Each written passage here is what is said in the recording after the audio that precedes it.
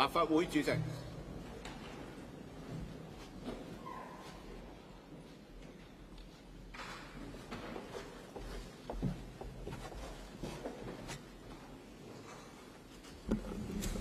政府法案首讀。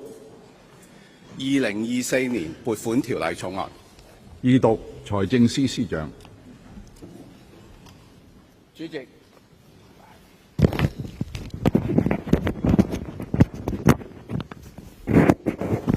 各位唔好意思，主席、各位議員、各位市民，早晨。本港喺疫後復常嘅一年，社會同埋市民迎來期待已久嘅正常生活，旅客量回升，經濟回復增長，連串嘅盛事活動帶動市面氣氛回復暢旺。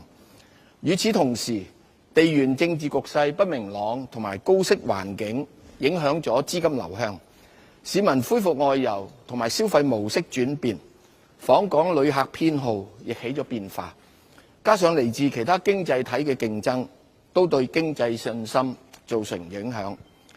喺國際環境複雜多變、經濟同埋社會不斷演化之際，本港經濟復甦嘅動力有待加強。不同產業復甦嘅進程唔平均嘅情況需要關注，一啲制約因素亦需逐步拆解。科技創新同埋數據賦能催生更多嘅商業模式，但同時亦都加劇咗競爭，為唔少企業帶嚟咗挑戰。近年我哋大力推動創新科研同埋成果轉化，以及加速推動數字化轉型，為應對轉變提供咗有利嘅裝備。國家穩步發展為香港提供咗堅實嘅支持。香港一國兩制嘅制度優勢同埋高度國際化嘅特點，將會吸引更多人才、資金同埋企業匯聚。我對香港嘅發展充滿信心。至於公共財政，喺疫情過後亦需進入整固嘅階段。經過全盤考慮，我哋將會採取財政整合策略，讓財政赤字逐步收窄，收支恢復平衡。呢份預算案嘅主題係堅定信心、抓緊機遇、推動高質量發展。我會喺以下嘅章節作出說明。2023年經濟回顧。2023年係香港經濟疫後復常嘅一年。自年初取消防疫措施同埋恢復全面通關後，經濟活動隨即改善。儘管困難嘅外圍環境繼續制約增長嘅速度，去年全年經濟回復3.2%嘅正增長，市民嘅入息亦都錄得實質嘅升幅。喺政府推出消費券計劃同埋其他活動以及措施，例如開心香港、香港夜繽紛等嘅支持之下，加上住戶入息持續增加，去年私人消費開支實質明顯回升7.3%，整體投資開支亦都隨住經濟恢復而反彈10.8%。訪港旅客去年大幅回升到約3400萬人次，第四季嘅數字恢復到2018年同期嘅58%。全年旅遊服務輸出大升，服務輸出亦都隨之增加，帶動整體服務輸出全年增長顯著到22.2%。不過，外圍環境充滿挑戰，繼續影響香港嘅出口表現。地緣政治局勢緊張，嚴重打擊咗全球各地嘅經濟信心。先進經濟體嘅央行大幅加息以應對通脹，令環球資金狀況收緊，壓抑咗貨物進口嘅需求。國際貨幣基金組織估計，去年全球經濟增長進一步放緩到3.1%。喺呢個背景之下，去年香港整體貨物出口顯著下跌10.3%。勞工市場持續改善，經季節性調整嘅失業率由2022年第四季 from 3.5% in the 跌 fourth 到 quarter of 最新嘅 2022 to the latest 2.9%。去年第四季 2.9%. The 全職僱 median 員每月 monthly 就 employment 業 earnings 收入 of 中位 full-time 數 employees 按年顯著 increased 上升 8.6%。 8.6% year-on-year in the fourth 通 quarter 脹 of 整體 last 上 year. 維持溫和， Inflation remained 雖然個別 moderate 項 in 目 overall terms, 例如能源、 while 醫理 prices of 同埋外 individual 出用 items 膳 such as 同埋 energy, 外賣 clothing, and 呢啲 footwear, 價格 as 升 well 幅 as 顯 meals 著， out and takeaway 但 food 係其他 rose 主要組 visibly. 成項目 Price 面對嘅價 pressures 格壓 faced 力 by other 大致 major 受控。 components were largely 撇除政府 contained. 一次性措施 Netting 嘅 out the 影響， effect of the 去 government's 年 one-off 全年 measures, 基本 the 通脹 underlying 率係 inflation rate was 1.7%。 1.7% 本 last 地股 year. 票市場喺 The 去 local 年大 stock 部分 market 時間處於調整 consolidated 狀 through most 態 of， 成交量 2023. 縮減。 And trading 恒生 activity, 指數 however, 年 with 初 the 嘅 Hang 時候 Seng Index 因為經濟 falling 活動性 13.8% in 一度望到支持。 2023, alongside weakened market confidence in the mainland economy and expectations of interest rates remaining high. As for residential property, market sentiment has become very cautious since the middle of the last year amid rising interest rates and an external environment fraught with uncertainties. Flat prices fell 7% during the year. The number of transactions declined by 5% to a low level of about 43,000. The non-residential property market was largely quiet. 交投量縮減 Economic outlook for 2024 and the medium term. The external environment remains complicated. Geopolitical tensions will continue to impact international trade and capital flows and may cause disruption to global supply chains. Sharply tightened financial conditions over the past 2 years will continue to constrain the growth rate of advanced economies. That said, the market widely believes that the U.S. Federal Reserve will start cutting rates this year, though the timing and magnitude of rate cut are still uncertain. Last month, the IMF forecast that global economic growth would remain at 3.1% this year, below the average annual growth rate of 3.8% between 2000 and 2019. The mainland's export performance this year will continue to be affected by the external environment. The mainland economy, however, is resilient with solid fundamentals. Our country's measures for boosting the economy are progressively taking effect, and there is still sufficient policy room to further support the economy. Domestic demand should improve, and the mainland economy is expected to register steady growth this year. Among advanced economies, the U.S. this year is expected to realize lower economic growth than last year as the lagged effects of rate hikes over the past 2 years continue to surface. Nevertheless, if the Federal Reserve, as expected, starts cutting interest rates, there would be some support for the economy. As consumption growth in the U.S. was more concentrated in services over the past 2 years, demand for goods may grow faster this year and render support to global trade. For Europe, economic growth is expected to remain weak this year amid geopolitical tensions and the lack of significant improvement in external demand. The external environment will continue to put pressure on Hong Kong's exports of goods, but global monetary conditions may ease progressively over the course of the year, which would bode well for export performance.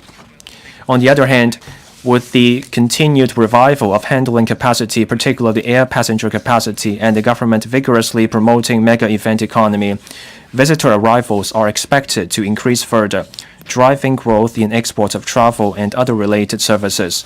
Moreover, rising incomes among the general public will continue to support private consumption. Successive government measures will help lift consumption sentiment as well. Fixed asset investment should also increase alongside continuing economic growth. Having regard to the above factors, we forecast that the Hong Kong economy will expand further this year, with growth of 2.5 to 3.5% in real terms for the year as a whole. Domestic cost pressures are expected to increase alongside the economic recovery. External price pressures, however, should ease further, though persisting geopolitical tensions may pose upside risks. We forecast an underlying inflation rate and headline inflation rate of 1.7% and 2.4% respectively this year. In the medium term, the Hong Kong economy will see sustained and solid development. while geopolitical tensions will continue to impact international capital flows and trade patterns, and the expansionary fiscal and monetary policies vigorously pursued by most economies during the pandemic have also added vulnerabilities to the global economy and financial system. Global demand should be able to revive gradually in tandem with the anticipated progressive declines in interest rates in the US and the euro area in the coming few years. More importantly, our country's focus on promoting high-quality development will provide Hong Kong with ample room to grow. The National 14th Five-Year Plan has set a clear positioning for Hong Kong's development of the 8 centers. Future prospects will be bright as long as Hong Kong steadily forges ahead by leveraging its unique advantages under one country, two systems, proactively integrating into the overall national development, aligns with national development strategies, and continues to perform the role of an important node in the domestic and international dual circulation of our country. The government's efforts in expanding economic capacity, enhancing competitiveness, and cultivating new growth areas will also enable Hong Kong to seize opportunities when the global economic situation improves, enhancing its medium to long-term growth momentum. Based on the above considerations, we forecast that the Hong Kong economy will grow by an average of 3.2% a year. In real terms, from 2025 to 2028, the underlying inflation rate is forecast to average 2.5% a year. Bolstering confidence. The economic environment has been rather difficult in recent years amid intensifying geopolitical tensions and the rise of unilateralism and protectionism. Its impact on the mainland economy and even the Hong Kong economy, coupled with fierce competition from other economies, have caused unease among some about the future development of Hong Kong. That said, Hong Kong's economic outlook is bright.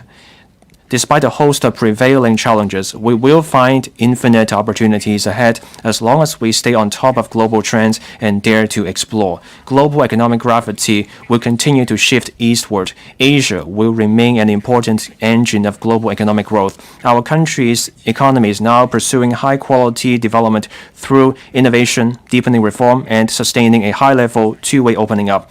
The overall trend of long-term growth remains unchanged. Our country has shown great care and staunch support for Hong Kong and recently extended the individual visit scheme to Xi'an and Qingdao. By leveraging Hong Kong's institutional advantages and our connectivity with the mainland and the rest of the world under one country, two systems, we will certainly be able to seize the opportunities coming our way.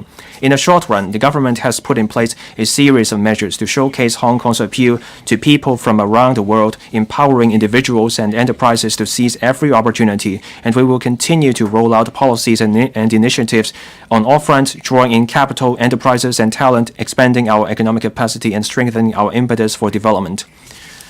Attracting enterprises, capital, and talent on all fronts. Our economy will develop better by drawing together a larger pool of companies, capital, and talent. The Office for Attracting Strategic Enterprises, the Innovation, Technology, and Industry Bureau, Invest Hong Kong, and the Hong Kong Investment Corporation Limited actively reach out to enterprises from the mainland and overseas and proactively attract and assist high value-added technology industries and enterprises to establish a foothold in Hong Kong.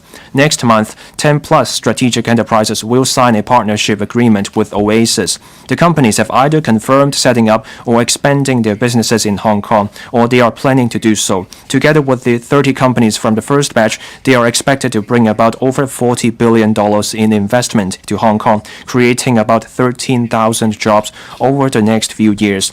Their presence in Hong Kong will attract upstream, midstream, and downstream partners from their industry chains, promoting our innovation and technology sector's vibrant development. Hong Kong Investment Corporation Limited. Performing its role of channeling capital and leveraging market resources, the HKISD will attract more I&T companies to establish their presence in Hong Kong, accelerating the development of strategic industries. The first batch of direct investment and co-investment projects will be implemented in the first half of this year, covering areas such as life technology, green technology and finance, semiconductors and chips, as well as the upgrading and transformation of manufacturing industries.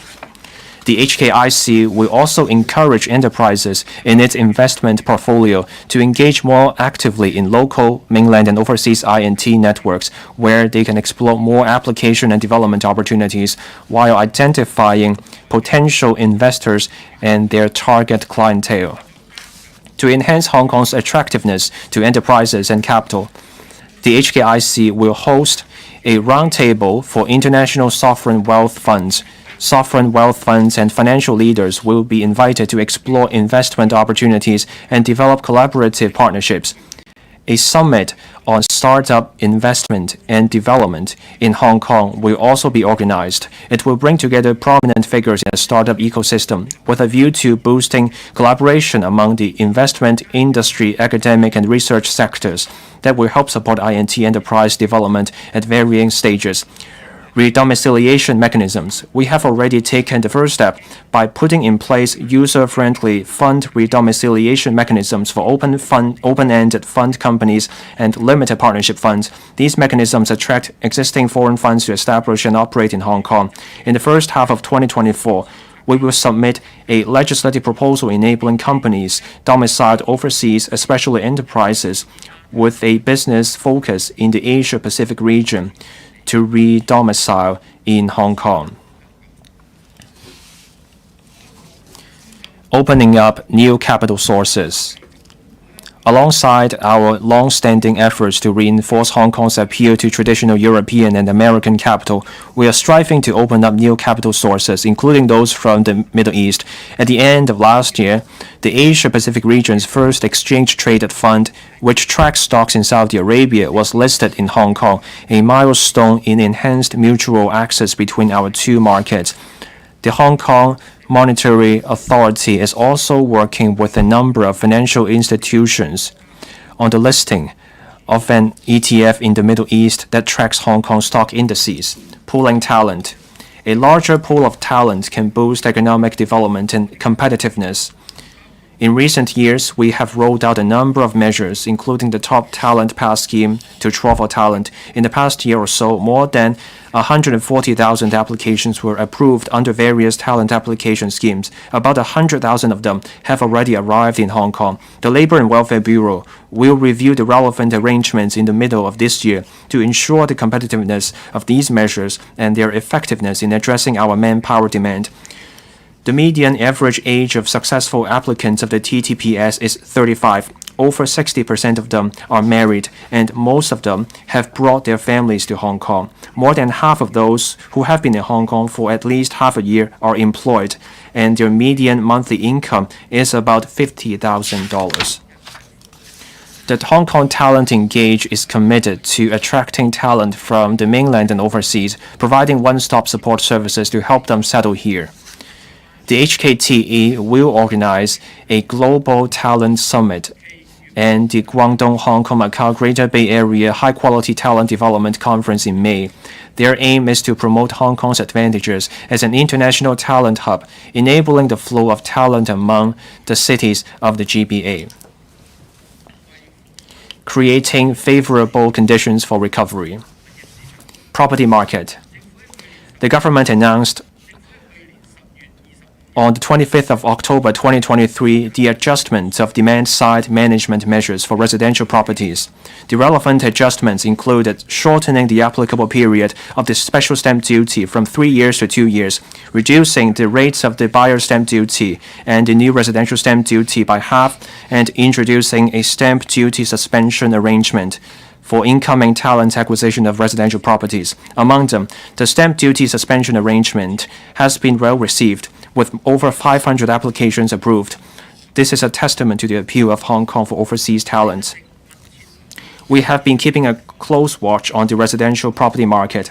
After prudent consideration of the overall current situation, we decide to cancel all demand-side management measures for residential properties with immediate effect. That is, no SSD, BSD, or NRSD needs to be paid for any residential property transactions starting from today.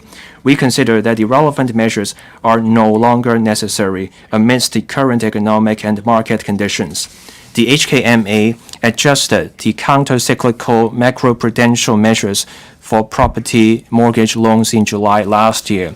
Taking into account the external and local economic situation, we consider that there is now room to make further adjustments to the relevant measures and other supervisory policies pertinent to property lending where appropriate under the premise of maintaining the stability of the banking system. The HKMA will make announcements later today.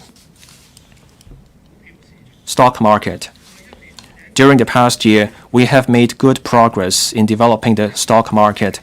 We joined hands with regulators and HKEX in implementing a number of measures, including establishing the listing regime for specialist technology companies and the Hong Kong dollar renminbi dual counter securities model.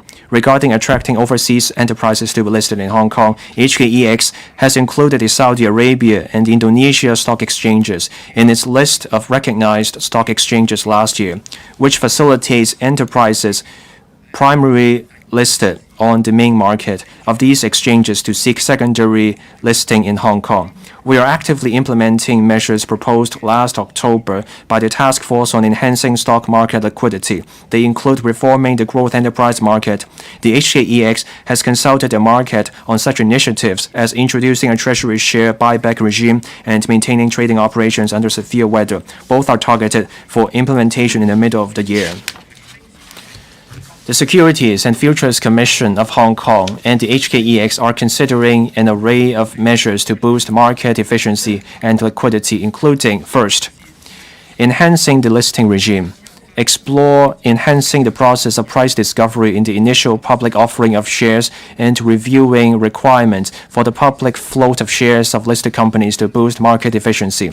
Listing requirements and arrangements for structured product will also be enhanced, while the listing costs of the product will be lowered. Second, improving the transaction mechanism.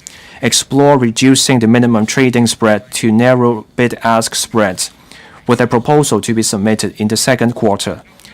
Enhancing stock trading units adopted in the cash market as the next step, and making further adjustments to the position limit and margin requirements of the derivative product to better meet risk management needs.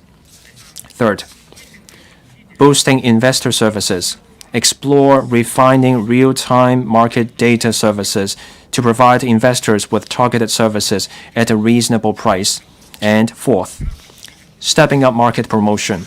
The HKEX will strengthen the promotion of Hong Kong securities market through its overseas offices and deepen connectivity with the Middle East and ASEAN countries to attract more issuers and capital. To further enhance market competitiveness, stamp duties payable on the transfer of real estate investment trust or REIT unit and the jobbing business of option market makers will be waived. It is estimated that this will reduce government revenue by about $1 billion annually. Assisting small and medium enterprises. Taking into consideration that the strength of our economic recovery still requires consolidation and changes in market conditions, the government will assist small and medium enterprises through different measures to tackle their capital flow problems, tap into new markets, and accelerate upgrading and transformation. SME Financing Guarantee Scheme. To assist SMEs in tackling their capital flow problems, I will extend the application period for the 80% and 90% guarantee product under the SME Financing Guarantee Scheme for 2 years to the end of March 2026. The total guaranteed commitment under the scheme will increase further by $10 billion. In addition, I have instructed the HKMA to maintain close communication with banks and the commercial sectors, adopt an accommodating manner to help enterprises tide over their liquidity needs, and refrain from demanding repayment of loans due to a fall in collateral value. Digital transformation. SMEs in the food and beverage industry and the retail industry will be invited to select suitable options among ready-to-use basic digital solutions and apply for subsidies on a matching basis early this year under the Digital Transformation Support Pilot Program. The solutions will focus on 3 areas: digital payment and shop front sales, online promotion, and customer management solutions. It is expected that at least 8,000 eligible SMEs will benefit from the pilot program. But Fund. We have been making continuous enhancements to the dedicated fund on branding, upgrading, and domestic sales. They include raising the cumulative funding ceiling per enterprise and streamlining application procedures. I propose to inject $500 million more into the fund to help SMEs boost their competitiveness and tap into mainland and overseas markets. This includes the launch of e-commerce Easy under the fund. It will provide support of up to $1 million per enterprise for implementing e-commerce projects in the mainland. Deduction of expenses and allowances under profits tax. We propose to introduce two enhancement measures for deduction of expenses under profits tax. Profits taxpayers will be granted tax deduction for expenses incurred in reinstating the condition of the leased premises to their original condition. As regards the allowances for industrial buildings and structures, as well as commercial buildings and structures, the time limit for claiming the allowances will be removed. This will allow the new owner to claim allowances for the property after a change of ownership, subject to factors such as the construction cost of the property and the balancing charge of its previous owner. Both enhancement measures will take effect from the year of assessment 2024 to 25. 全方位 Building the Hong Kong brand on all fronts. Hong Kong is an international financial center and a world city with a distinctive blend of Chinese and Western cultures. We will build Hong Kong as a premier destination for business and tourism through better use of our social and natural resources, the consolidation of mega events and thematic annual conferences, and the integration of opportunities created by industry development. Mega events. Mega events create opportunities for attracting tourists while bringing wider entertainment and leisure choices for the people of Hong Kong. We will stage more mega events, boost their promotion and coordination, and maximize their economic and publicity benefits to enhance our international image. More than 80 mega events in a variety of themes and genres will be staged in Hong Kong in the first half of this year.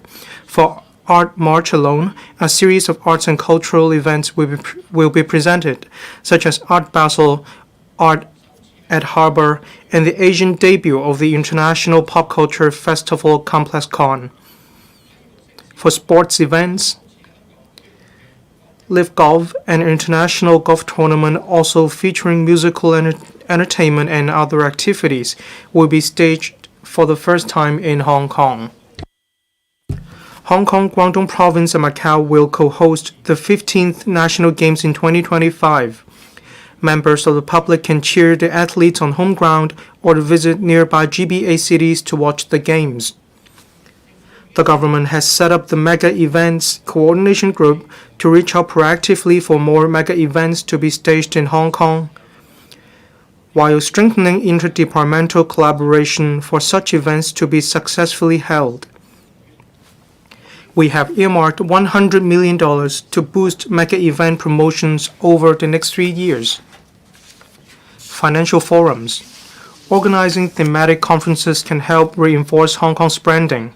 The Global Financial Leaders Investment Summit and the Asian Financial Forum are two very successful illustrations of this.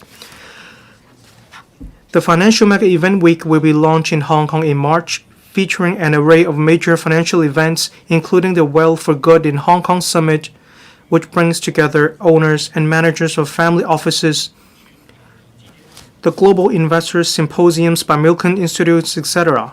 There will also be a wealth of activities for enriching Hong Kong's branding, including a roundtable conference to be organized by the Hong Kong IC.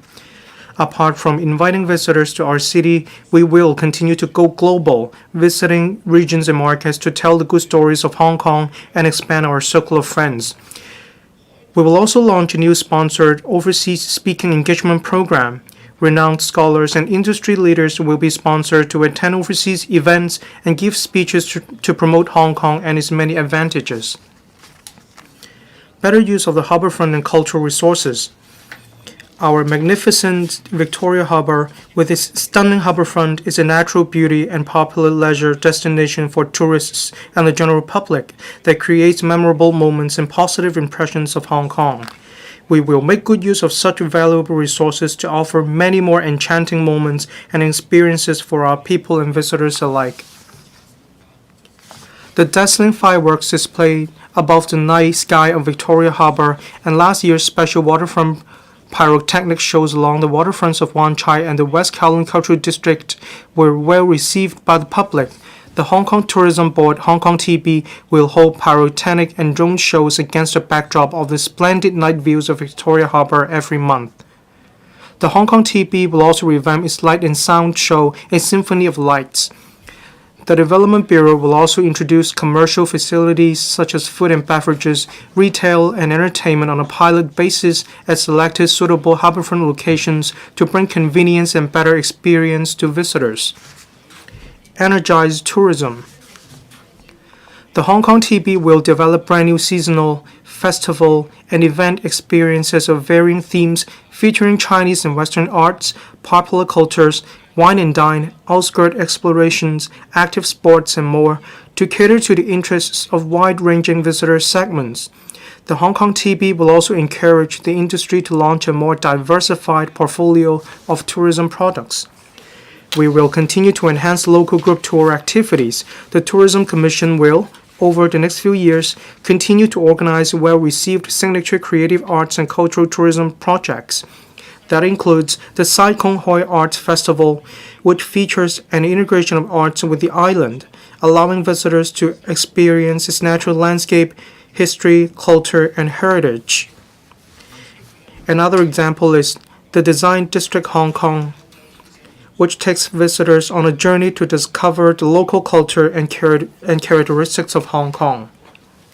In addition, the Hong Kong TB will promote immersive, in-depth tourism with themes like City Walk and promote young adult-focused activities such as hiking, cycling, stand-up paddleboarding, trail running, and stargazing in the wilderness. It's all part of an energizing effort to soft-sell Hong Kong. Our Temple Street night market promotion last December successfully drew tourists and locals alike to this street of distinctive character.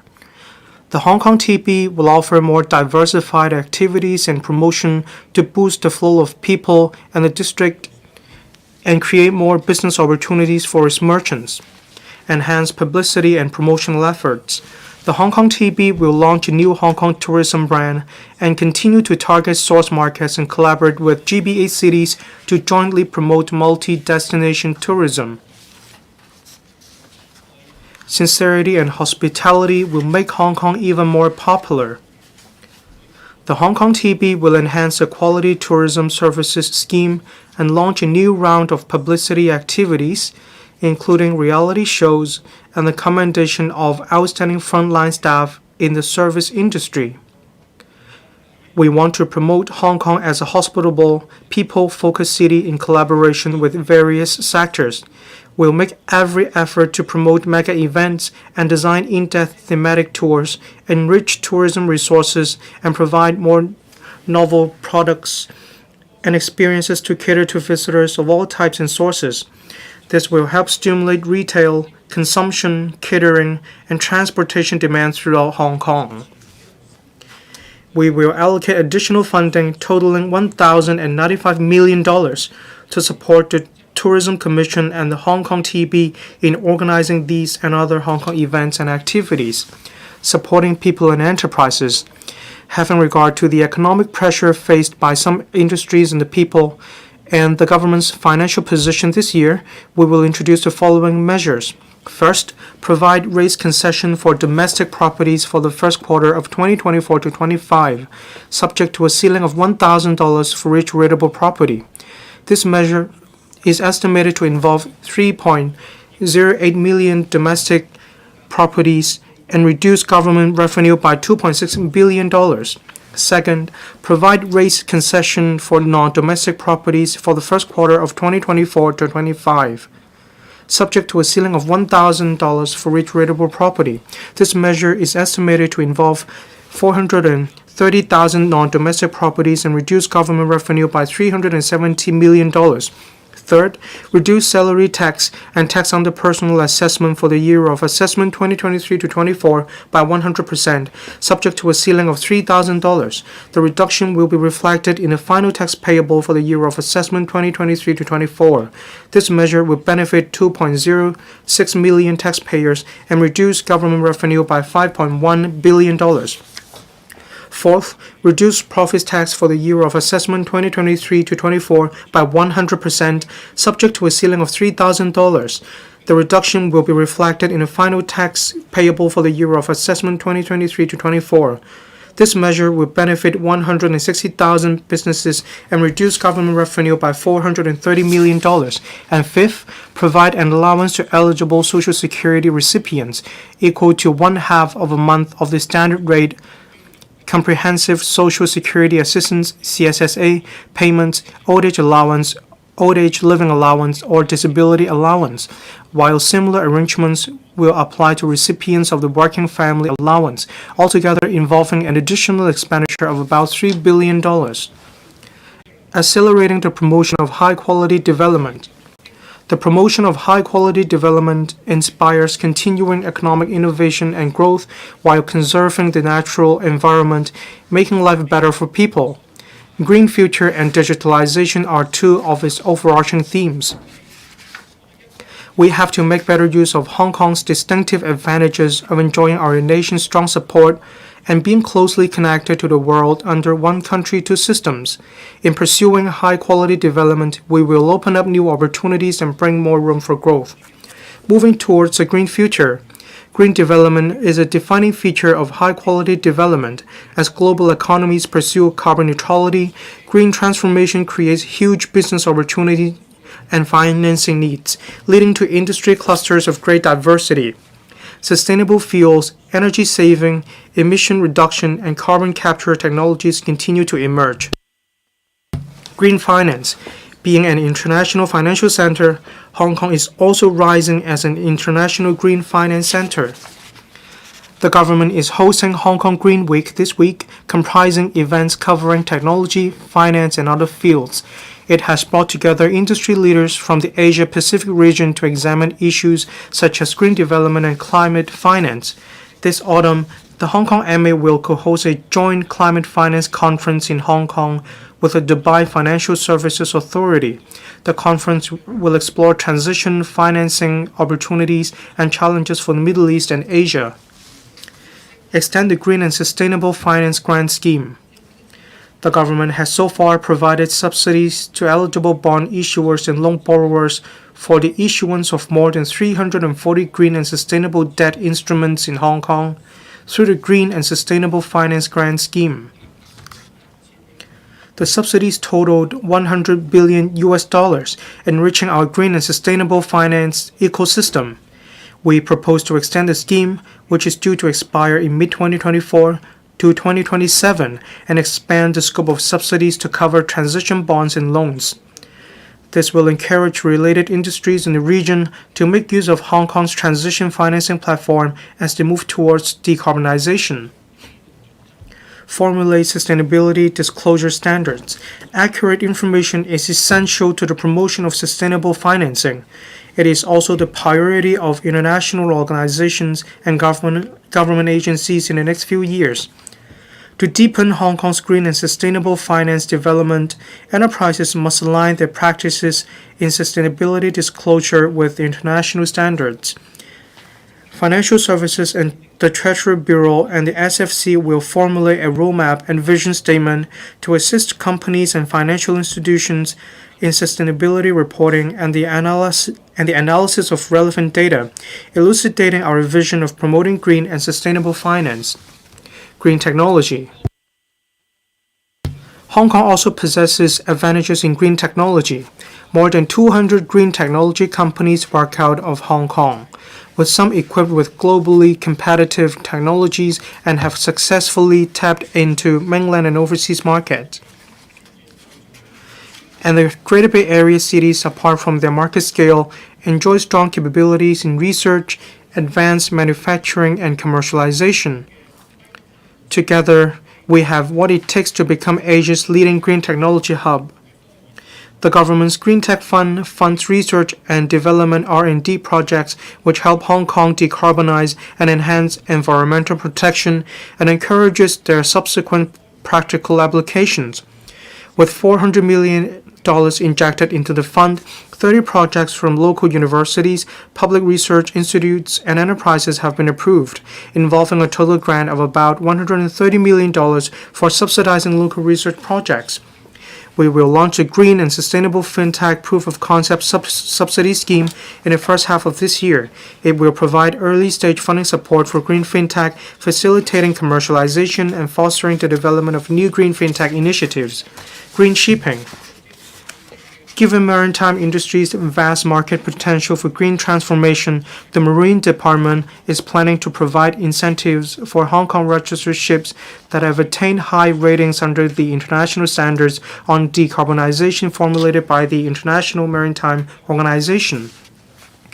This will involve about $65 million in funding, and the Transport and Logistics Bureau, in collaboration with the Environment and Ecology Bureau (EEB) and other relevant departments, is conducting a feasibility study to provide green methanol bunkering for local and ocean-going vessels. We expect to publish an action plan for Hong Kong's development into a green maritime fuel bunkering center this year. Green aviation. We are committed to developing Hong Kong International Airport, Hong Kong IA, into a green airport. The Airport Authority Hong Kong, AA, is working in collaboration with relevant government departments to simplify approval procedures for the transportation and storage of sustainable aviation fuel, SAF, so as to encourage more airlines to use SAF in Hong Kong. In addition, the AA has begun a consultancy study on SAF development trends worldwide, which will also put forward recommendations on policy measures and infrastructure, etc. The consultancy study is expected to be completed in the third quarter this year. Green City launched a pilot scheme on building integrated photovoltaics. The government has taken the lead in applying renewable energy RE in government buildings and facilities. We will launch a pilot scheme at the Electrical and Mechanical Services Department headquarters to explore photovoltaic technology applications on the facades of government buildings. We will also support public and private organizations to use RE to help Hong Kong realize carbon neutrality. New energy vehicles. Through its New Energy Transport Fund, the government has been promoting trials of various new energy public transport, including new energy buses, while encouraging the industry to conduct trials on a variety of new energy commercial transport, including electric goods vehicles and electric coaches. The government has been encouraging a wider use of electric vehicles. The first registration tax, FRT, concessions for electric vehicles due to terminate at the end of March will be extended for 2 years. Nevertheless, given the price reduction of electrical vehicles and increasing availability of vehicle options, we will reduce the concessions by 40%. Specifically, the maximum FRT concession for electric private cars (EPCs) granted under the 1-for-1 replacement scheme will be adjusted to $172,500, whereas the concession ceiling for general EPCs will be lowered to $58,500. At the same time, EPCs valued at over $500,000 before tax will not be entitled to concessions under the Affordable Users Pay principle.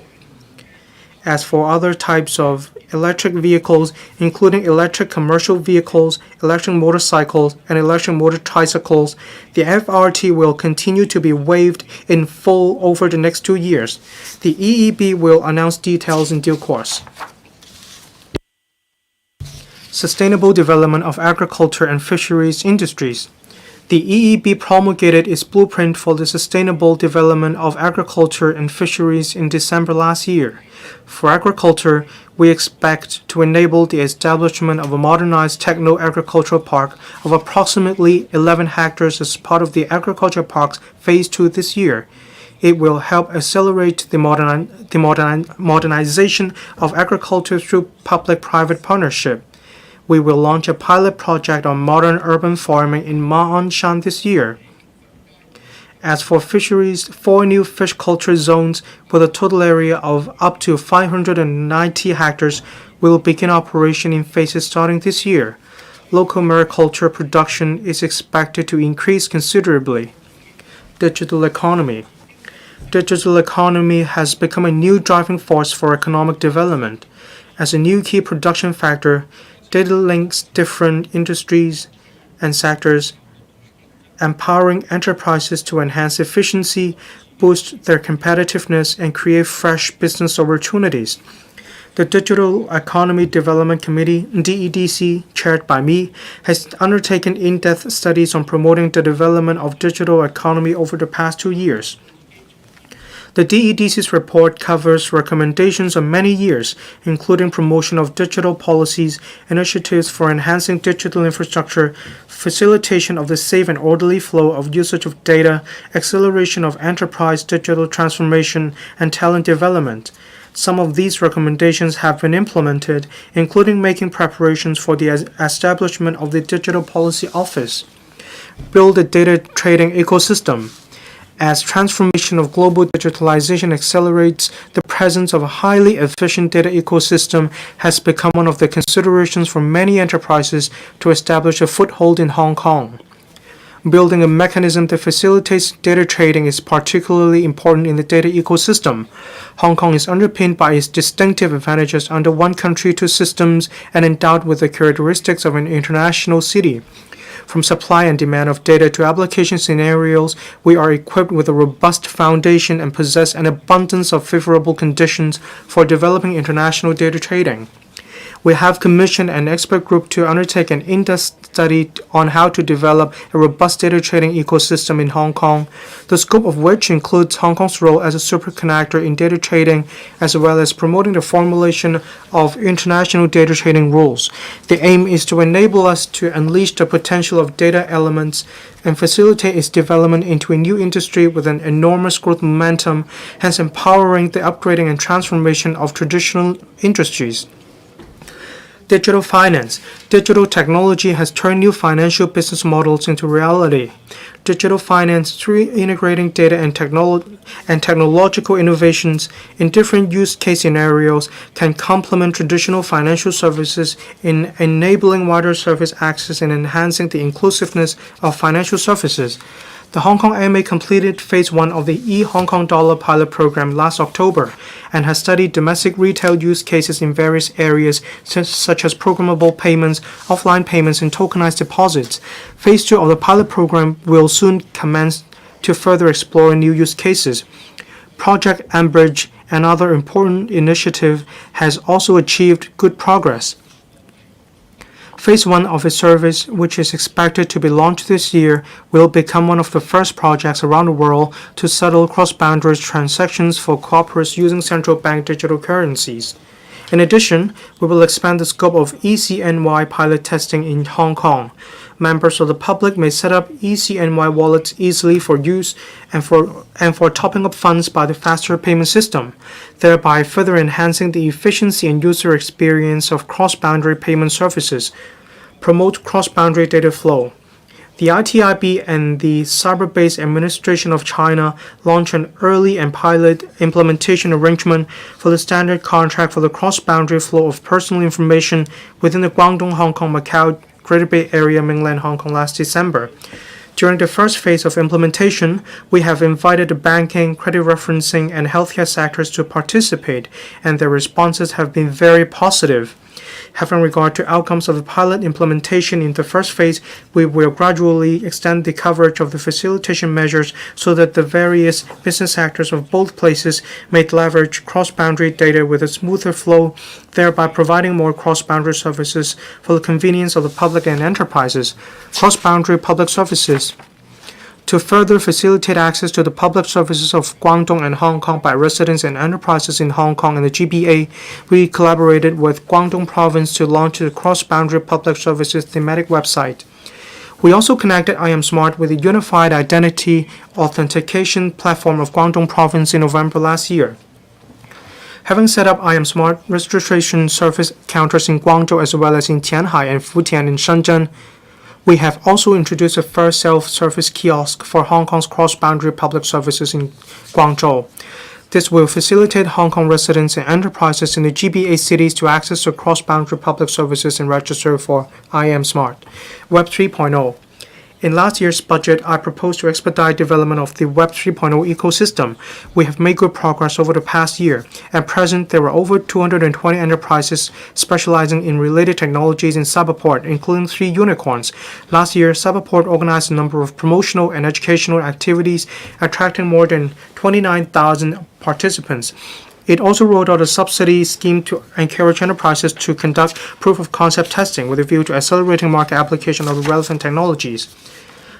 Having successfully issued the first batch of inaugural tokenized green bonds in February 2023, we issued a second batch of tokenized green bonds in early February this year, worth a total of $6 billion and denominated in Hong Kong dollar, renminbi, RMB, US dollar, and euro. This is the world's first ever multi-currency tokenized bond issuance and has attracted overwhelming subscription by global institutional investors, including asset managers, insurance companies, private banks, and non-financial corporates. Apart from the many technological innovations, we have also achieved breakthroughs in this issuance in areas such as broadening investor participation and streamlining issuance process. In keeping abreast of the latest international trends and market development, we consulted the public on a legislative proposal to develop a regulatory regime for stablecoin issuers in end 2023, with the aim of putting in place a regulatory regime that safeguards financial stability without compromising innovation. The Hong Kong MA will soon roll out a sandbox for entities interested in issuing stablecoins to conduct trials under manageable conditions on the issuance process, business models, investor protection, and risk management system. The sandbox will also facilitate communication on future regulatory requirements. Cybersecurity, alongside investor and customer protection, are matters of utmost importance in Web 3.0 development. Embracing the principle of same activity, same risks, same regulation, the SFC has implemented a licensing regime for virtual asset VA trading platforms since last June. This regime enables investors to conduct trading on licensed trading platforms in compliance with the relevant international standards in a protected environment, thereby enabling Hong Kong to surpass many major jurisdictions in regulation of VA trading. To strengthen investor and customer protection, we have launched a consultation on the regulation of over-the-counter trading of VA. We will continue to promote the development of Hong Kong's VA market in a stable and responsible manner through a multi-pronged approach, which includes timely dissemination of information, holistic public education, and enhanced enforcement. Launch the business version of IM Smart. The government will set up a digital identity of enterprises platform, that is, the business version of IM Smart, to enable authentication of identity and verification of signature of enterprises using electronic government services or conducting online business transactions in a secure, convenient, and efficient manner without having to go through complicated procedures, and thus saving time and reducing the risk of human error. The expenditure involved is estimated to be about $300 million, and our goal is to roll out the platform progressively from end 2026 onwards. Promote digital inclusion. Moreover, we strive to reduce digital exclusion and promote the wider use of information technology by various community groups, including elderly persons. The government will allocate $100 million under the Social Innovation and Entrepreneurship Development Fund to provide, in the next 3 years, elderly people aged 60 or above with digital training courses and technical support so that they can integrate into the digital era more easily and enjoy the benefits that digital technology brings. The first group of projects is expected to commence in the fourth quarter of 2024 at the earliest and benefit at least 50,000 elderly persons. International Innovation and Technology Center. INT is a key engine driving our economy and society towards high-quality development. The Hong Kong Innovation and Technology Development Blueprint, promulgated in 2022, formulates strategic plans and clear roadmaps for Hong Kong's INT development over the next 5 to 10 years, leading Hong Kong steadily towards its vision of becoming an international INT center. The government has committed substantial resources to building a vibrant INT ecosystem by focusing on enhancing INT infrastructure, research capacity, talent, etc. The Hong Kong Science Park and Cyberport are INT flagships and incubators of the city. As at the end of 2023, the number of tenants of these two flagships, together with past and current incubatees, amounted to some 4,500, an increase of more than 60% over the past 5 years. Among them, 16 have been listed, 9 have become unicorns, and a total of some $130 billion has been raised, while more than 1,700 local and non-local awards have been won. Artificial intelligence. Artificial intelligence, as an important driver of a new round of technological and industrial transformation, is also key to propelling the development of digital economy in Hong Kong. Cyberport is expediting the establishment of an AI supercomputing center to meet the demand of research institute and the industry for computing power. The first phase facility is expected to start operating within this year at the earliest. By early 2026 at the soonest, the computing power of the supercomputing facility is expected to reach 3,000 petaflops. The scale of such power is equivalent to the capacity of processing nearly 10 billion images in 1 hour. We will allocate $3 billion to Cyberport for the launch of a 3-year AI subsidy scheme to support local universities, research institutes, and enterprises to leverage the center's computing power and achieve scientific breakthroughs. The subsidy will also be used to strengthen the cybersecurity and data protection of the center and launch promotional and educational activities, etc., to encourage mainland and overseas AI experts, enterprises, and R&D projects to come to Hong Kong. R&D of microelectronics. With an increasing demand for semiconductors worldwide, the scale of related industries is expected to grow continuously and exceed $1 trillion by 2030. To capture a market with such huge potential and dovetail with a national strategy for technological development, the government is fostering R&D of microelectronics.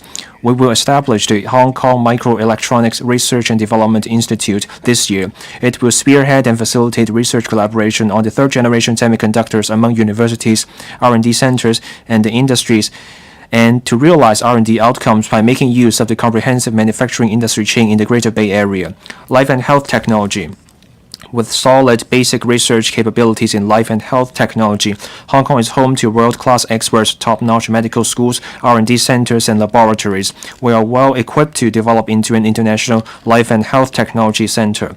Set up Life and Health Technology Research Institute. In the previous budget, I earmarked $10 billion to promote the development of life and health technology. Of this, $6 billion will be used to provide subsidies for local universities to collaborate with mainland and overseas organizations to set up Life and Health Technology Research Institutes. The purpose is to facilitate relevant R&D activities and transformation of R&D outcomes and to attract leading R&D talent and research teams around the world to Hong Kong. Strengthen clinical trial platform. The government will set up the Greater Bay Area International Clinical Trial Institute in the Hetao Shenzhen Hong Kong Science and Technology Innovation Cooperation Zone this year. It will provide one-stop support to attract more local, mainland, and overseas pharmaceutical and medical device enterprises to conduct clinical trials in Hong Kong. We will also actively seek support from the National Medical Products Administration for record filing so that such data can be used for these enterprises when applying for marketing authorization for their products in the mainland. Establish primary evaluation. The new mechanism for registering new drugs, or 1+ mechanism, came into effect on the 1st of November 2023. This allows for new drugs for life-threatening or severely debilitating diseases to be registered in Hong Kong with the submission of only one certificate of pharmaceutical product issued by reference drug regulatory authorities, subject to the fulfillment of specific requirements. The Department of Health has approved 2 new drugs for registration under this mechanism, bringing new hope of treatment to patients. The 1+ mechanism is an important step in progressing towards a primary evaluation approach. This approach enables us to directly approve applications for registration of drugs and medical devices locally used based on clinical data without relying on other drug regulatory authorities. The government is committed to establishing the Hong Kong Center for Medical Products Regulation. The preparatory office will be set up in the first half of this year to study the restructuring and strengthening of the current regulatory and approval regimes for drugs, medical devices, and medical technologies. The objective is to establish a standalone statutory body that is internationally recognized so as to accelerate clinical application of new drugs and medical devices. It will also drive the development of emerging industries engaging in the R&D and testing of drugs and medical devices. New industrialization development. Driven by information, new industrialization leverages advanced technologies such as AI, data analytics, and new materials to support enterprises in moving towards smart production and develop emerging industries with high value-adding potential and economic efficiency. We will launch a $10 billion new industrialization acceleration scheme this year.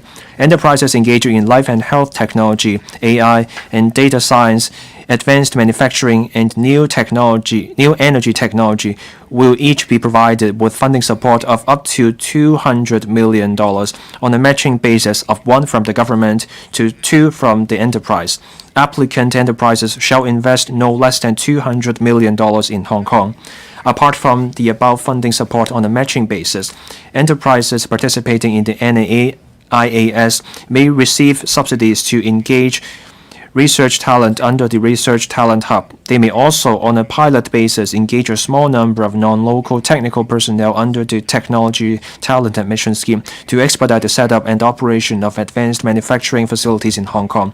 It is anticipated that the NIAS will attract 50 to 100 enterprises engaging in relevant industries to invest no less than $20 billion in Hong Kong.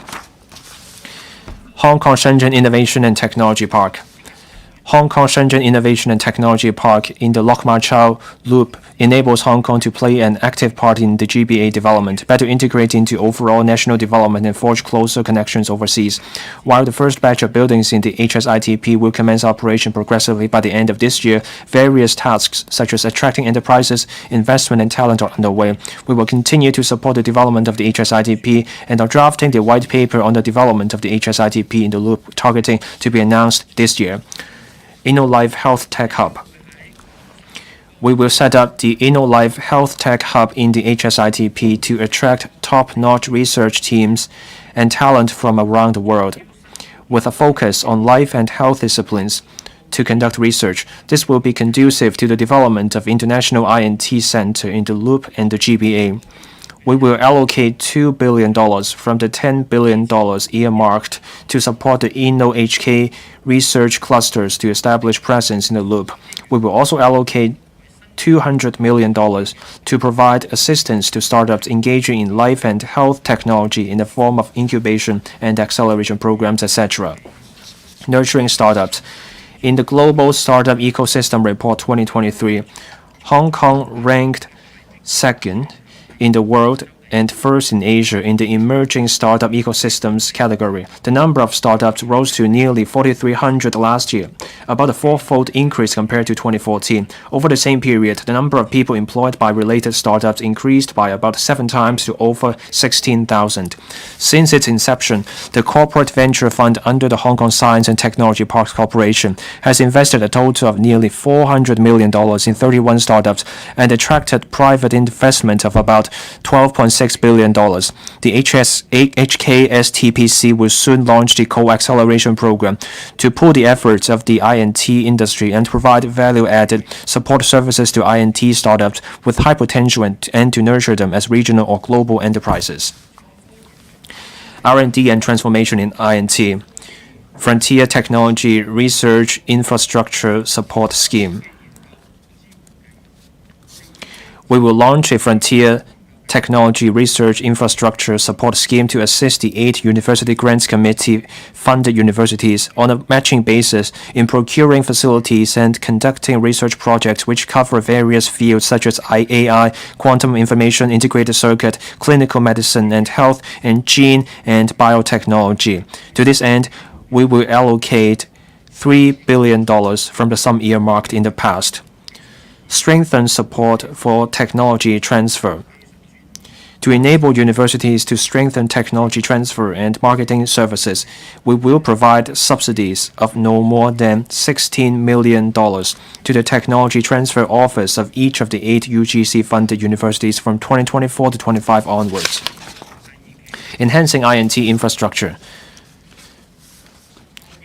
Batch 1 of Stage 2 of the Science Park Expansion Program, which will provide a gross floor area of about 13,000 square meters, mainly for wet laboratories, is expected to be completed in the first quarter of next year. The Cyberport 5 expansion project, which will provide a GFA of about 66,000 square meters for co-working spaces and offices, etc., is expected to be completed by the end of next year at the earliest. Together with the I&T sites in the loop to be put into use progressively, there will be more room for local I&T ecosystem to prosper.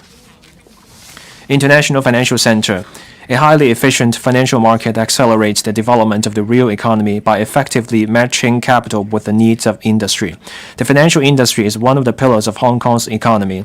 Hong Kong, as an international financial center, is also our country's international financial center, having an edge in quantity and quality that enables various financial areas to thrive. Offshore renminbi business hub, our country is the world's second largest economy. The proportion of RMB as a global currency for international trade, investment and financing, cross-border payment and reserves is increasing continuously. As the mainland develops closer economic ties with other regions, market demand for RMB is becoming keener than ever. As the world's largest offshore RMB business hub, Hong Kong processes about 75% of global offshore RMB settlement.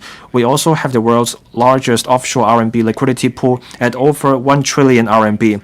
To capitalize on this enormous opportunity, we will press ahead with the development of an offshore RMB ecosystem to promote the internationalization of the RMB in a steady and prudent manner. We are taking forward relevant work on various fronts. It includes making continuous efforts to deepen mutual market access schemes that facilitate RMB cross-boundary investment and two-way fund flows to enhance offshore RMB liquidity. It also includes encouraging financial institutions to provide more offshore RMB products and risk management tools and carrying out RMB financing in Hong Kong. We will also develop the Central Money Markets Unit, or CMU, into Asia's major international central securities depository platform. It will provide better support for RMB businesses such as cross-border clearing, settlement and custodian services, etc. Mutual market access. Mutual market access between financial markets in the mainland and Hong Kong has been expanding in scope and capacity. Bond Connect, the cross-boundary wealth management Connect scheme, ETFs in Stock Connect and Swap Connect are among the many opportunities that have been implemented one after another in recent years. The initiatives provide more asset allocation and risk management options for mainland and international investors. This year, HKEX will host the 10th anniversary of Mutual Access Forum to share our experience with the industry and explore how best to inject new impetus into the regime. We will stage a series of roadshows in the mainland to promote mutual market access further.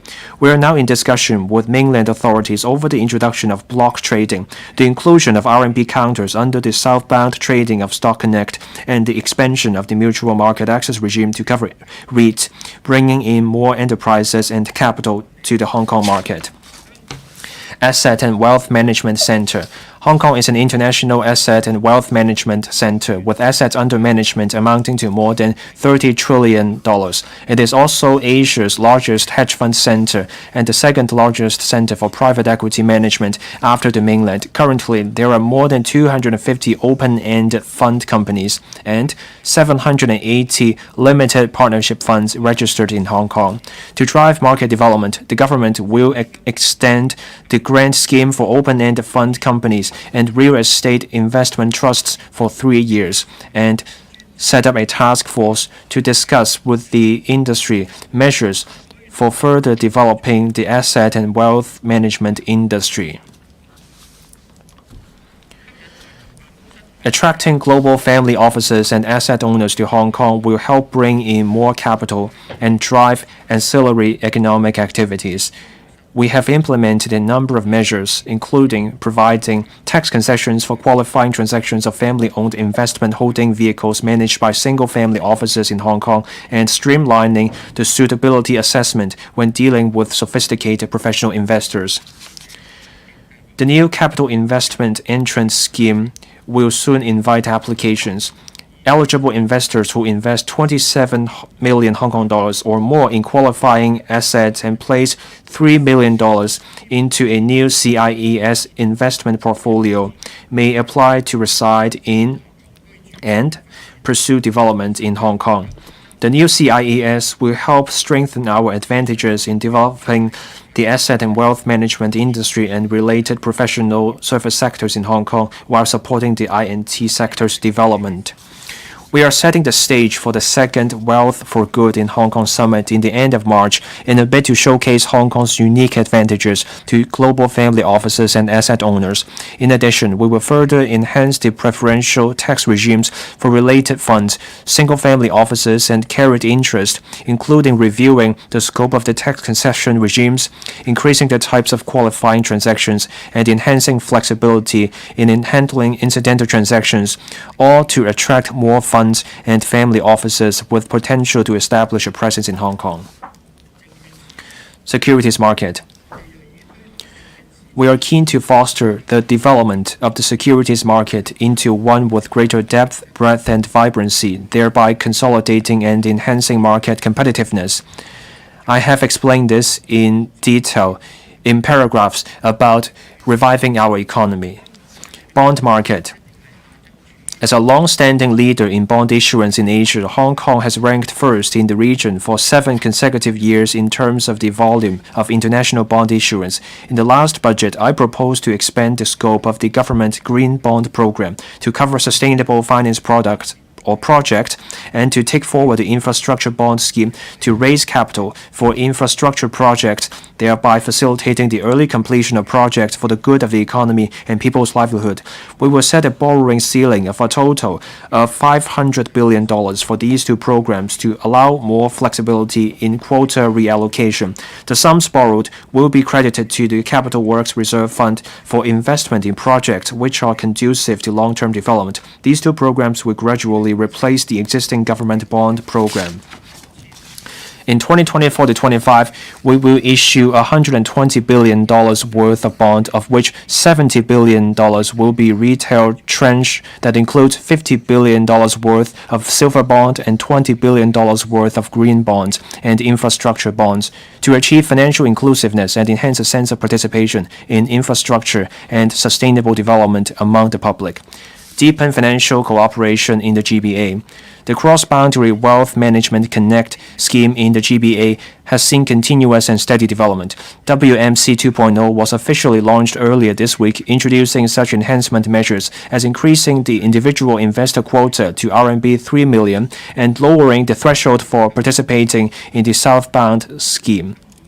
To help enterprises secure financing in the GBA more easily, the HKMA and mainland regulatory authorities will continue to build a collaborative framework on cross-boundary credit referencing. Through such collaboration, the banks of both places, upon consent from corporate customers, will be allowed to access the credit data of relevant corporations so that credit assessment can be conducted in a more secure and efficient manner.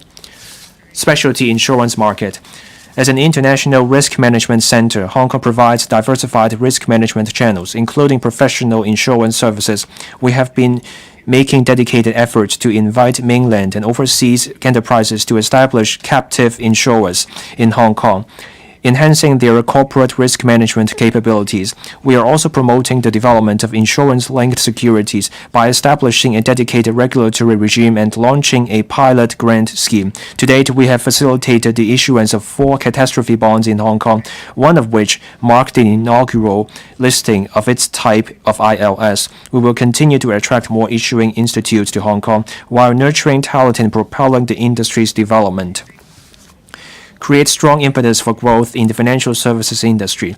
To bolster the competitiveness and advantages of the financial services industry in Hong Kong, the government will earmark $100 million to promote the sustainable development of financial services. This includes green and sustainable finance, fintech, asset and wealth management, headquarters business, and risk management, etc. International Trade Center. The international trade landscape is in a constant state of flux.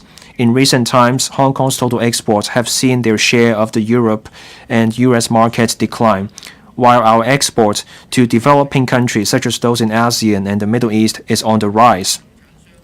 At the same time, Mainland manufacturing enterprises are increasingly using production capabilities both at home and abroad as multinational supply chains for manufacturing products to be exported to overseas market. Hong Kong is equipped to seize the opportunities arising from these changes. Multinational supply chain management.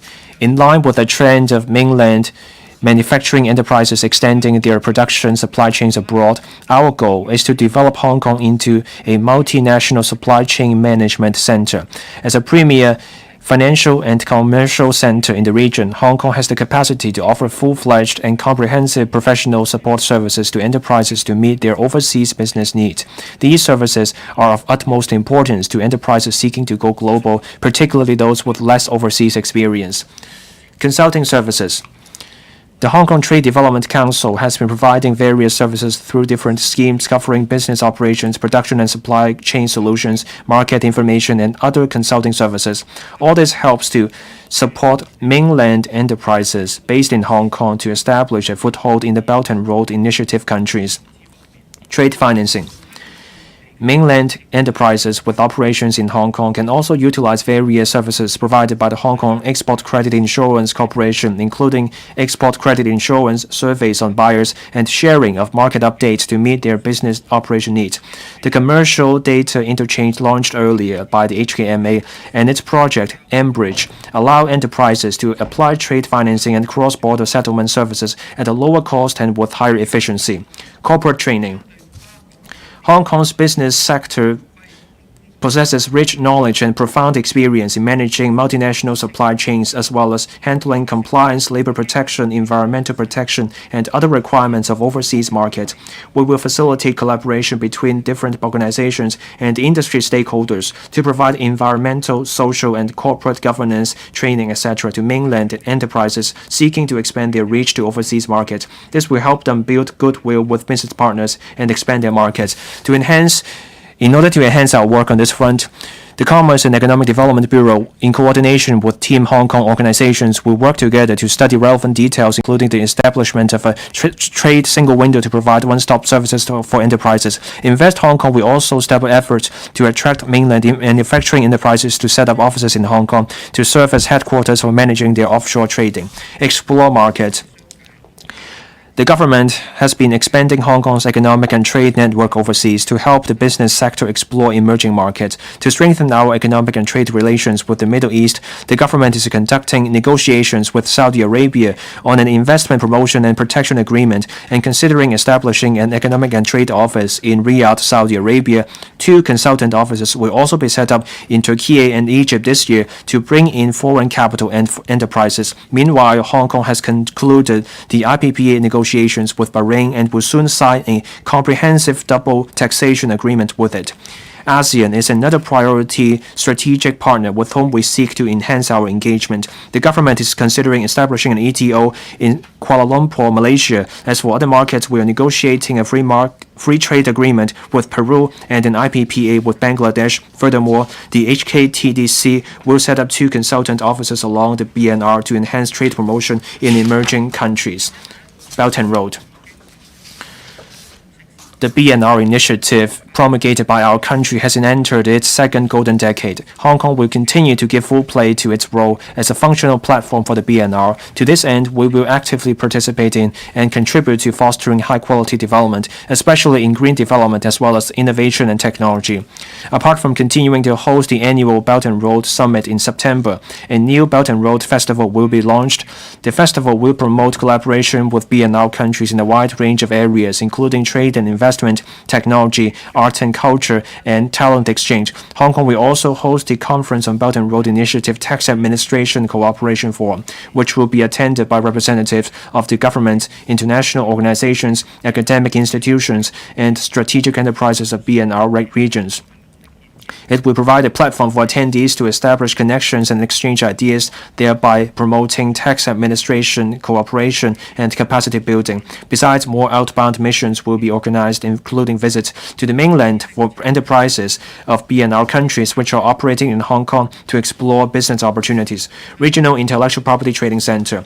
The effective protection and efficient transaction of IP is important to promote industries such as R&D, cultural and creative industries, design services, and and brand licensing industries in Hong Kong. In fact, for the past 3 years, the Intellectual Property Department granted an average of more than 10,000 standard patent registrations each year, which is a clear indication of the enormous potential of the IP trading market in Hong Kong.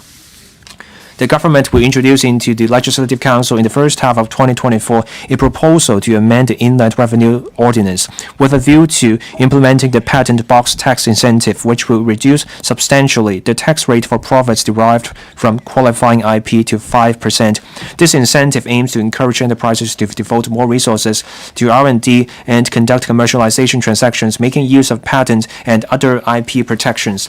Participate in dedicated program of World Intellectual Property Organization.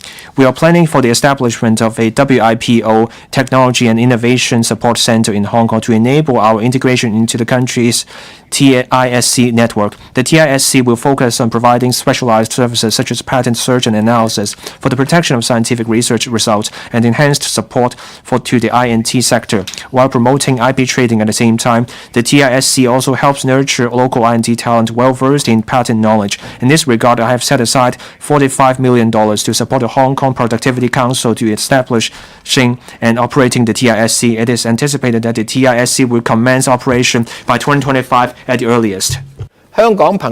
International Maritime Center. Currently, around 90% of the world's merchandise goods are transported by sea.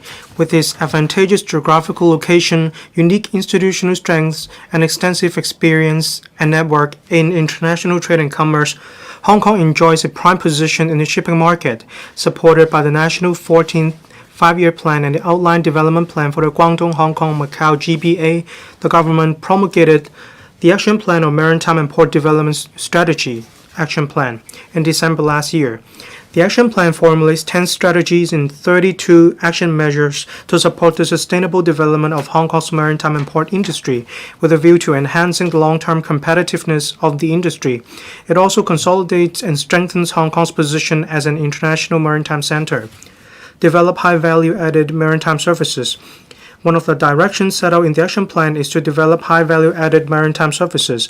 Over the past few years, the government has introduced a series of tax concession measures for the maritime industry in the areas of ship leasing, marine insurance, ship agency, ship management, shipbroking, and so forth, which have begun to yield results. We will commence studies on further enhancements within this year. In addition, Hong Kong's ship registration regime is widely recognized internationally. Hong Kong ranks 4th in the world in terms of gross tonnage and excels in its high-quality fleet. The port state control detention rate of Hong Kong registered ships is much lower than the global average. We plan to offer block registration incentive to attract ship owners to register ships in Hong Kong extensively.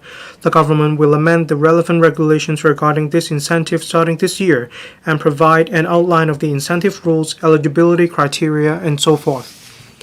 Modern logistics development. The government seeks to assist the logistics industry in better capitalizing on the latest developments and business opportunities in smart logistics and e-commerce. To encourage the logistics industry to enhance productivity through technology application, the government launched a $300 million pilot subsidy scheme for third-party logistics service providers in 2020 to provide subsidies to eligible logistics service providers. So far, the scheme has benefited over 190 enterprises, involving a total of about $137 million.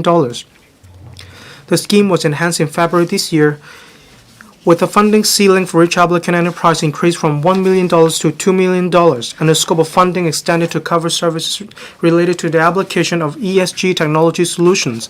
International Aviation Hub. Hong Kong International Airport, Hong Kong IA, has about 120 airlines operating flights to some 180 destinations worldwide. With Hong Kong's role as an international aviation hub and tapping into the convenience and opportunities brought about by the Hong Kong-Zhuhai-Macau Bridge, our vision is to transform Hong Kong IA into an airport city integrating commerce, conventions and exhibitions, tourism, lifestyle, logistics, and more, shaping it into a world-class landmark. Open up a new aviation hinterland. The AA is working full steam ahead with the Hong Kong IA on the 3-runway system 3RS project as scheduled, with a target of commissioning at the end of the year. Leveraging the opportunities brought about by the 3Rs and our country's support for the Air Silk Road, we will focus on current major routes and routes along the BNR with potential, thus strengthening aviation services between Hong Kong and related countries, and in doing so, expand our aviation network. Intramodal transport. The AA will make comprehensive use of Hong Kong IA's advantages in handling high-value, temperature-controlled air cargo.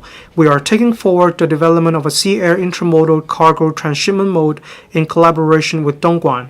Its handling capacity will gradually reach 1 million tons per annum, better fulfilling the GBA's international cargo demand with first phase construction of the permanent facility of the Hong Kong IA Logistics Park, which is scheduled for completion by the end of next year. Asia's aviation logistics base. The AA will actively expand air cargo services, including handling cold chain cargo at its logistics park in Dongguan and collaborating with Zhuhai to develop its international cargo business. It will also attract international cargo forwarders and major global retailers to set up their Asian aviation logistics base in Hong Kong. Center for International Legal and Dispute Resolution Services in the Asia-Pacific region. As the only common law jurisdiction in China, Hong Kong enjoys a robust legal system and a pool of elite legal talent, which are cornerstones of Hong Kong's premier business environment and provide us with new opportunities for development. With the staunch support from the central government, the International Organization for Mediation, IOMED, upon establishment, will have its headquarters hosted in Hong Kong. IOMED, specializing in resolving international disputes by means of mediation, will be the first international intergovernmental organization to set up headquarters in Hong Kong. This will attract dispute parties, mediators, and legal professionals to conduct mediation in Hong Kong, which will in turn boost other related economic activities. Furthermore, the Department of Justice and DOJ will continue to promote Hong Kong's legal and dispute resolution services by organizing international conferences and exchange activities, as well as leading delegations of legal professionals to visit the mainland, the Middle East, ASEAN member states, etc. East-West Center for International Cultural Exchange. Hong Kong is a diverse and open community. It is a melting pot of Chinese and Western cultures, where modernity blends with tradition. The government is committed to developing high-quality arts, cultural, and creative industries through continuously developing relevant sectors, promoting Chinese culture, and fostering arts and cultural exchanges between China and the rest of the world. The government will soon promulgate the blueprint for arts and culture and creative industries development to outline the vision and specific initiatives for the work. Creative arts branding. The government will inject about $1.4 billion and $2.9 billion into the Film Development Fund and the Create Smart initiative, respectively, in 2024 to 25, to support projects in various areas such as film, arts, and design. Among them, the government will organize the Hong Kong Fashion Design Week annually from 2024 onwards. It is our vision to turn Hong Kong Fashion Design Week into an Asian fashion design mega event, thereby introducing Hong Kong's fashion design brands internationally. Signature Performing Arts Programs. The government has announced the launch of the Signature Performing Arts Program scheme. The scheme will support production of representative and large-scale local signature performance arts programs to be staged as long-running performances and become another cultural icon of Hong Kong. Culture, Sports and Tourism Bureau will devise the key arrangements of the Signature Performance Arts Program scheme in the first half of 2024. Large-scale arts events. We will organize the first Hong Kong Performing Arts Expo, Hong Kong PAX, in October this year to provide a comprehensive platform for showcasing top-notch performing arts productions and enhancing exchanges to create business opportunities for these programs and creative talents. We will also organize the 4th Guangdong Hong Kong Macau GBA Culture and Arts Festival. With more than 100 arts and cultural activities taking place in Hong Kong and different cities of the GBA, the festival is expected to feature about 5,000 artists and draw a total of 140,000 visitors. Nurturing local talent. Talent as a prime resource is the fundamental driving force that underpins the development of our economy in various sectors. While proactively attracting talent from around the world, we must continue our efforts in nurturing local talent. Apart from supporting post-secondary institutions to enhance their quality and expand their capacity, we will continue to take forward a number of sector-specific talent training programs to enrich the local talent pool. INT Talent. Apart from supporting various talent training programs under new industrialization development, we have also implemented the STEM internship scheme to encourage university students to participate in INT-related work. Besides, to better prepare for integration into the knowledge-based economy and development of a digital society, the government has launched a Knowing More About IT program to enhance primary school students' interests in information technology and its applications. In this connection, I propose to allocate an additional funding of $134 million for the provision of subsidies of up to $300,000 for each publicly funded primary school in the next 2 academic years. Healthcare professionals. The government attaches importance to training local healthcare professionals. The Health Bureau will continue to enhance healthcare-related teaching facilities while increasing the number of local training places as appropriate. Since last April, we have also started to subsidize the relevant institutions in respect of the clinical practicum training fees for their specified healthcare-related programs. On the other front, since the announcement of an additional injection of $500 million into the Chinese Medicine Development Fund in last year's budget, a number of capacity-building initiatives for the industry have been taken forward under the fund, such as a Hong Kong Chinese Medicine Talent short-term training program co-organized with the National Administration of Traditional Chinese Medicine in support of building an excellent pool of Chinese medicine talent. Maritime and Aviation Talent. The government introduced a professional training on smart and green logistics scheme and the logistics promotion funding scheme under the Maritime and Aviation Training Fund MATF in January this year. These schemes aim to enhance promotion and talent development in the logistics sector in line with new development in smart and green logistics. We also launched the Aviation Promotion Project funding scheme to fund activities organized by local aviation-related organizations and academic institutions, while promoting to different sectors of the community the development of our aviation industry and the opportunities available. The TLB will conduct a comprehensive review of the MATF this year to gauge its effectiveness in attracting talent and promoting manpower development in the maritime and aviation sectors. Patent talent. The government will allocate an additional funding of about $12 million in total to the IPD over the next 3 years to prepare for the introduction of regulatory arrangements for local patent agent services. Our aim is to enhance the professionalism and support the development of the original grant patent system. The government will also continue to strengthen and enlarge its patent examiner team and enhance its substantive examination capability with a view to acquiring institutional autonomy and conducting substantive patent examination in 2030 at a national legal talent. In order to nurture legal talent with an international perspective and good knowledge of different legal systems, the DOJ will set up a dedicated office and an expert group this year to take forward the establishment of the Hong Kong International Legal Talent Training Academy. Land and housing supply. Land supply. The 2024-25 land sale program will cover a total of 8 residential sites. There will also be railway property developments, private development and redevelopment projects, as well as projects undertaken by the URA.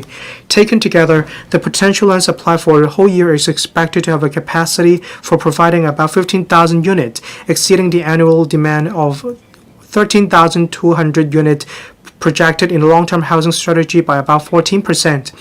The land sale program will also include 2 commercial sites and 1 industrial site capable of providing about 120,000 square meters of commercial floor area and 540,000 square meters of industrial floor area respectively. We will take into account the market situation when deciding on the quantity and types of land to be put up for sale as well as the pace of sale. We will make available land for the production of no less than 80,000 private housing units in the coming 5 years. Such land will be put to the market in a timely manner. Among them, about 60% comes from new development areas, NDA, new town extensions, with another 40% from government land sale and railway property development projects in other districts. Housing supply. On public housing supply, the government has identified sufficient land for meeting the supply target of 308,000 public housing units over the next 10 years, from 2024 to 25 to 2033 to 24, among which As at the end of last year, construction of about 105,000 units under the Hong Kong Housing Authority has commenced with satisfactory progress. In view of the fact that the cash allowance trial scheme is due to expire by mid-2024, the government has decided to extend the scheme for 1 year until June 2025 to help grassroots families on the waiting list for public rental housing. The scheme will be subject to further review in due course. On private housing supply, we estimate that the completion of private residential units will average over 90,000 annually in the 5 years from 2024, representing an increase of about 15% over the annual average of the past 5 years. The potential supply of first-hand private residential units for the next 3 to 4 years will be around 109,000 units. Transport infrastructure. It is the government's vision to build a livable, competitive, and sustainable Hong Kong by adopting the planning principle of infrastructure-led and capacity creating.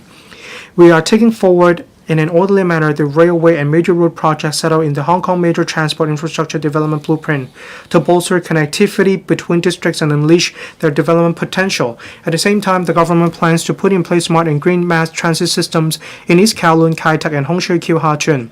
We will invite within the year the relevant suppliers and operators to submit expressions of interest. To further promote the connectivity of infrastructure within the GBA, the government will continue to work with the Shenzhen authorities through the Task Force for Hong Kong-Shenzhen Cooperation on Cross-Boundary Railway Infrastructure.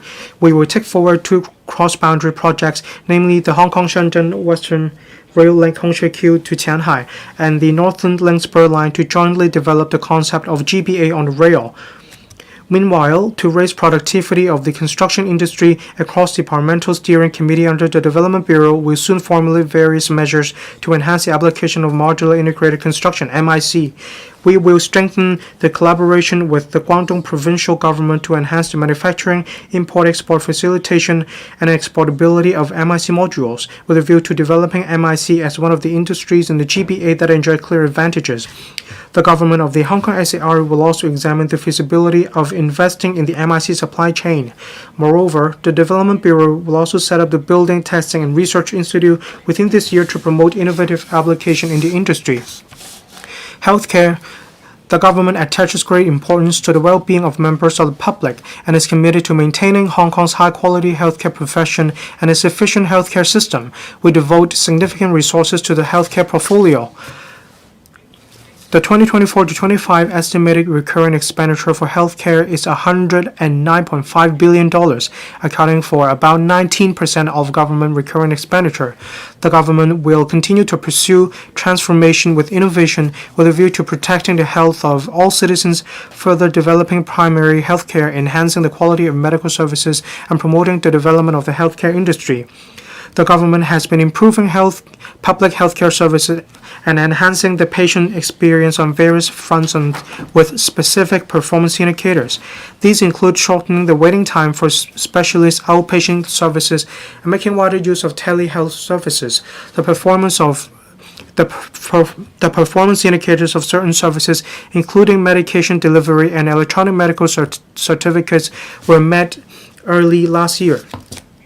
Development of Chinese medicine, CM. The government provides resources and implements a variety of measures to promote CM. These include increasing the quota of government-subsidized CM outpatient services, extending integrated Chinese Western medicine services, promoting scientific research on CM, and setting relevant standards. We are pressing ahead with the construction of the CM Hospital and the Government CM Testing Institute. The 2 institutions are expected to begin service starting from the end of 2025 in phases. Tobacco control policies. Increasing tobacco duty is recognized internationally as the most effective means of reducing tobacco use. The government now proposes to increase the duty on cigarettes by 80 cents per stick with immediate effect. Duties on other tobacco products will be increased by the same proportion. The rate of increase is similar to that of last year. We expect that the proportion of tobacco duty in the retail price of cigarettes will rise to about 70%, gradually approaching the 75% level recommended by the WHO. This will provide a greater incentive for the public to quit smoking, safeguarding public health. We will continue to step up enforcement against illicit cigarette trading and strengthen smoking cessation services, publicity, and education. A caring and inclusive community. Youth development. Young people are Hong Kong's future. Hong Kong will prosper only when its young people thrive. The government is actively implementing the various actions and measures set out in the Youth Development Blueprint in phases. We will also open up more mainland and overseas exchange and internship opportunities for young people. Our target is to benefit no less than 30,000 youth this year, enabling young people to learn about our country's major development trends and broaden their global exposure. The government will also organize the Youth Development Summit in mid this year. Mainland and overseas youth organizations will be invited to exchange views on issues of concern to young people and to engage in mutual learning. It is anticipated that more than 1,000 people will participate in the summit. Vocational and Professional Education and Training, VPET. The government will continue to foster industry institution collaboration and diversified development to enhance VPET. The government has set aside some $680 million to support the Vocational Training Council's efforts. Initiatives include extending the pilot incentive scheme to employers and the pilot subsidy scheme for students of professional part-time programs for 5 years, as well as stepping up support for student exchange activities, strengthening assistance to students with special educational needs, and encouraging employers to provide workplace learning opportunities, etc. Furthermore, the government has also set aside a startup fund of $100 million to support self-financing post-secondary institutions in forming an alliance of universities and applied sciences for joint publicity and promotion of VPET, and raise the status of VPET among parents, students, and society in general. Caring for the elderly, the government has regularized the Community Care Services Voucher (CCSV) scheme for the elderly since September 2023 and extended its scope to cover the rental of assistive technology products. The number of CCSV will increase to 11,000 in 2024 to 25, involving an annual expenditure of about $900 million. The government will also regularized the Residential Care Service Voucher (RCSV) scheme for the elderly since last April. From the second quarter of this year, the number of RCSVs will increase to 5,000 for the early benefit of more eligible elderly persons.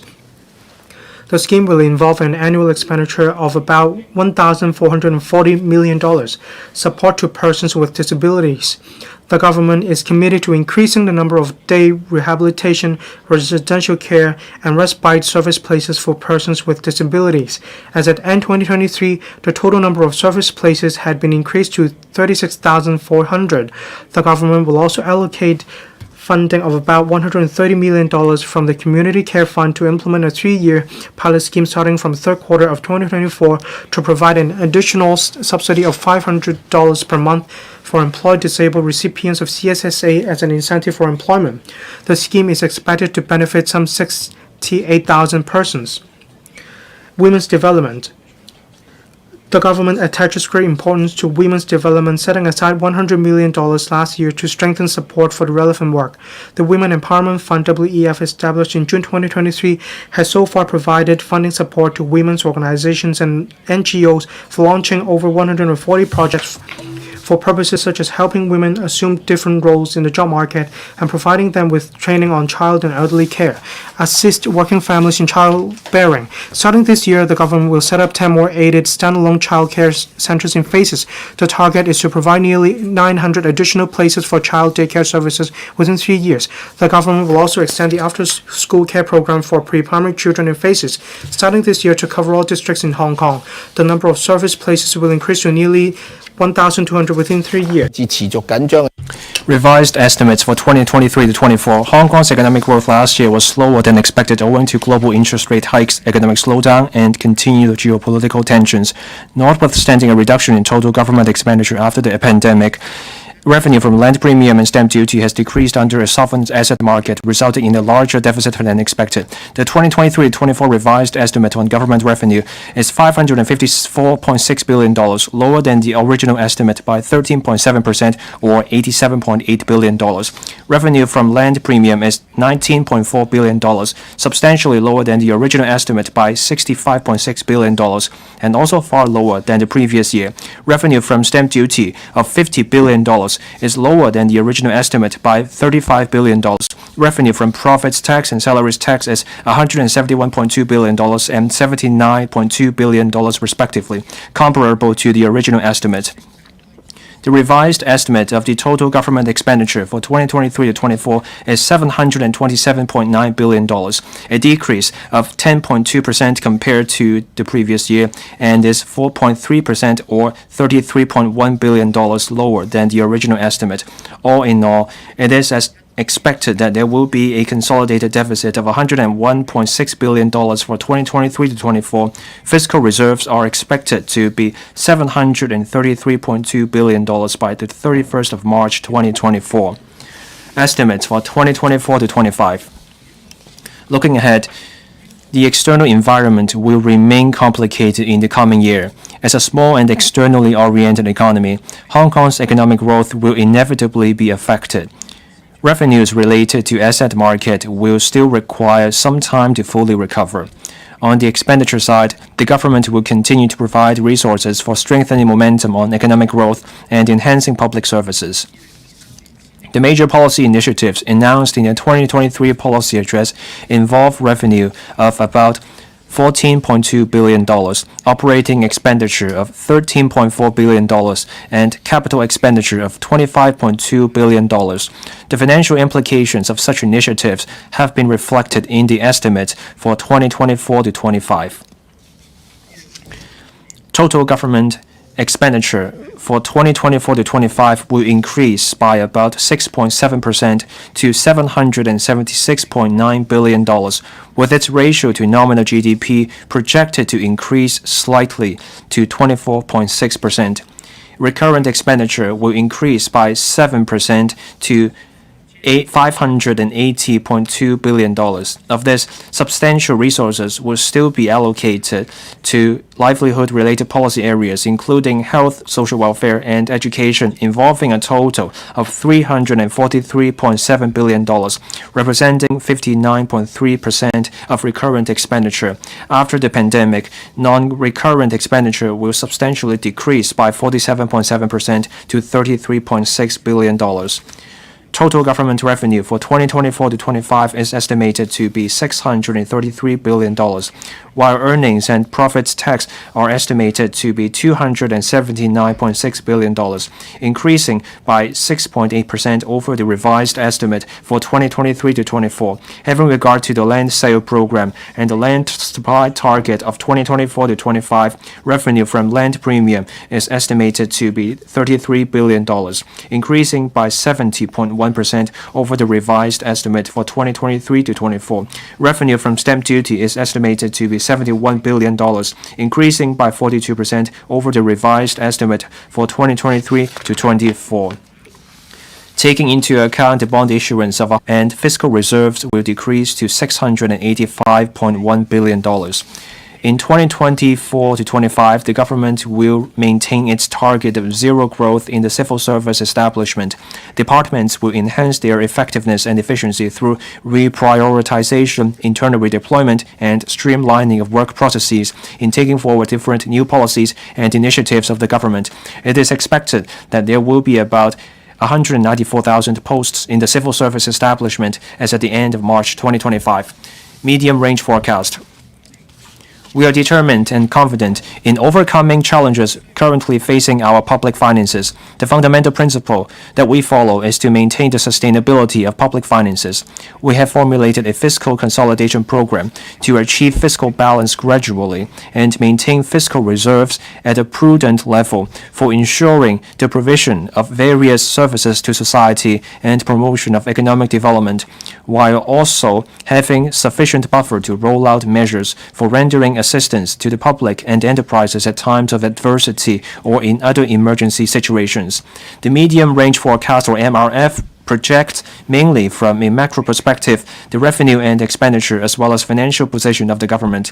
It has fully reflected the impact of the measures under the fiscal consolidation program. For 2024 to 25, a real economic growth rate of 2.5 to 3.5% per annum is adopted. From 2025 to 26 to 2028 to 29, a real economic growth rate of about 3.2% per annum is adopted.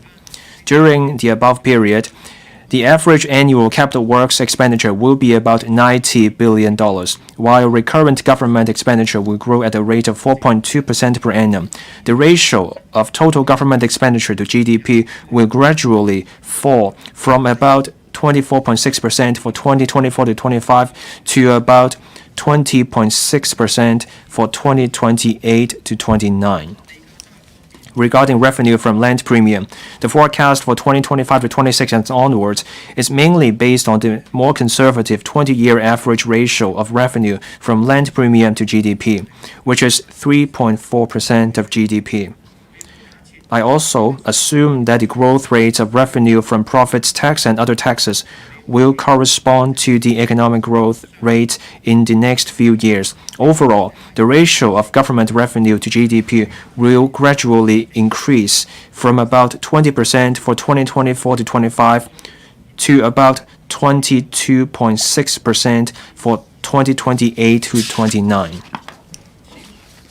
In addition, the MRF reflects the proceeds from the annual issuance of government green or sustainable bonds and infrastructure bonds worth approximately $95 billion to $135 billion in total. Based on the above assumptions and arrangements, the deficit in the operating account and capital account in the next 5 years will gradually reduce every year. The operating account is estimated to record a surplus 2 years later, from 2026 to 27 onwards, while the capital account will record surplus in 2028 to 29. After taking account of proceeds from the issuance of bonds, the consolidated account will only record a deficit in 2024 to 25 and will turn to a surplus in subsequent years. The above forecast has not taken into account any tax rebate or relief measures that the government may implement over the coming 4 years. Fiscal reserves are estimated at $832.2 billion by the end of March 2029, representing 21.2% of GDP, or equivalent to approximately 12 months of government expenditure. Public finance. As one may recall, the government launched several rounds of large-scale counter-cyclical and anti-epidemic measures during the pandemic, resulting in a sharp increase of expenditure to a high level of $810.5 billion in 2022-23. Although we have strived to reduce expenditure as the pandemic subsided, total expenditure for 2023-24 still reached $727.9 billion, representing an increase of 36.9% compared with 2018-19, of which operating expenditure rose substantially by 40.2%, whereas operating revenue during the same period increased only by 13.1%. On capital works, the average annual expenditure has increased from about $76 billion over the past 5 years to about $85 billion in 2023-24. This is mainly due to the government's all-out effort to press ahead with the land and housing supply project, along with other infrastructure works, for improving the environment and people's livelihood in recent years. In face of challenges posed by the epidemic and external environment, our fiscal reserves have dropped to the current level of $733.2 billion. On government's fiscal situation, we should not just focus on the short-term situation, but should look at the fiscal position over the entire economic cycle. The government will uphold the principle of keeping the expenditure within the limits of revenues, as enshrined under Article 107 of the Basic Law, and strive to achieve fiscal balance and avoid deficit, thereby ensuring the resilience and sustainability of our public finances. We are taking steps to implement a comprehensive fiscal consolidation program. After taking account of the need to strengthen momentum on economic growth and the burden of businesses and the public, the program focuses mainly on expenditure cut with a view to restoring fiscal balance in a few years' time, although some revenue measures have been included in a pragmatic manner. We will address the issue at its root by exercising stronger control over the pace of expenditure growth through re-engineering of business processes or reprioritization. This notwithstanding, the government will remain committed to taking care of people's needs by continued allocation of resources for the provision and improvement of public services. Contain growth of operating expenditure. We will strictly contain growth of operating expenditure by introducing the following measures. First, continuing to maintain zero growth in the civil service establishment with the aim of containing the establishment at a level not exceeding that as at the end of March 2021. And second, implementing the productivity enhancement program as announced earlier, under which recurrent government expenditure will be cut by 1% for 2 consecutive years. The resources thus saved will be reallocated internally for enhancing existing or introducing new public services to further contain the pace of expenditure growth on the premise that such schemes as the Comprehensive Social Security Allowance Assistance Scheme and the Social Security Allowance Scheme will not be affected. All government departments need to cut recurrent government expenditure by another 1% in 2026 to 27. Upon implementation of the measures to contain expenditure growth, we forecast that the growth of operating expenditure will be reduced from the annual average of 7% in the past 5 years to an annual average of 2.2% in the coming 5 years, which is lower than the 5.5% increase in GDP over the same period. Moreover, I have requested the relevant bureaus to review the mode of operation of the following 2 transport subsidy schemes that incur higher expenditure with a rapid expenditure growth rate. We have to emphasize that the government has no intention to cancel these schemes. The review aims to enable the continued provision of subsidies of the schemes in a financially sustainable manner. We anticipate that the above review will be completed within this year. First, the government public transport fare concession scheme for the elderly and eligible persons with disabilities. That is, the $2 scheme. The annual expenditure of the scheme has increased by over 200% from $1.3 billion in 2019-20 to about $4 billion in 2023-24. So the increase is over 200%. And second, public transport fare subsidy scheme. The annual expenditure of the scheme has doubled from $1.7 billion in 2019-20 to the revised estimate of about $3.5 billion in 2023-24. I want to stress that with this review, we do not plan to cancel these schemes. We are looking for a mode of operation for these schemes to keep going and to ensure fiscal sustainability. While we are controlling the growth rate of total expenditure, the amount of resources we allocate to public services has still recorded a significant increase. For example, recurrent expenditures related to health, social 2023-24 and by about 34.2% over 5 years ago. Review and reprioritization of capital works. Implementation of infrastructure projects is not only an investment for the future, it can also promote Hong Kong's economic development and enhance people's livelihoods. In recent years, the government has made all-out efforts to press ahead with the land and housing supply projects, including new development areas and new towns, and also proposed a number of other works projects for improving the environment and people's livelihood, such as Kai-Tak Sports Park and Hospital Development Plan, etc. It is estimated that expenditure on the capital works will start reaching its peak in the next 3 years. The government needs to contain its expenditure on infrastructure works at a sustainable level. To this end, relevant bureaus and departments have reviewed the cost-effectiveness of works projects and give due regard to priority and urgency to adjust the implementation schedule. For some works projects which are at a comparatively mature stage of planning, they will continue to be taken forward by the relevant bureaus and departments as planned. They include site formation and infrastructure works for the Northern Metropolis. As for some works projects that are currently at the preliminary planning or conceptual stage, the implementation schedule will be adjusted in light of their importance, etc. In the MRF, capital works expenditure could be contained at about $90 billion per annum on average. This figure still represents an increase of about 17% over the average annual expenditure of $76 billion in the last 5 years, which demonstrates the government's continued allocation of resources for capital works expenditure.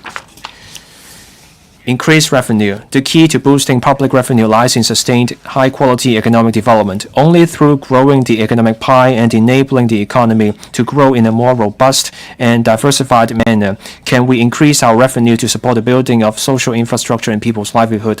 When considering measures for increasing revenue, we have to take Hong Kong's actual situation into account and avoid taking any hasty actions that may affect local economic recovery and people's livelihood, while at the same time maintaining the competitive edge of the simple and low tax regime. Having considered the above factors and based on the affordable users pay principle, we will implement adjustments to the following individual tax items.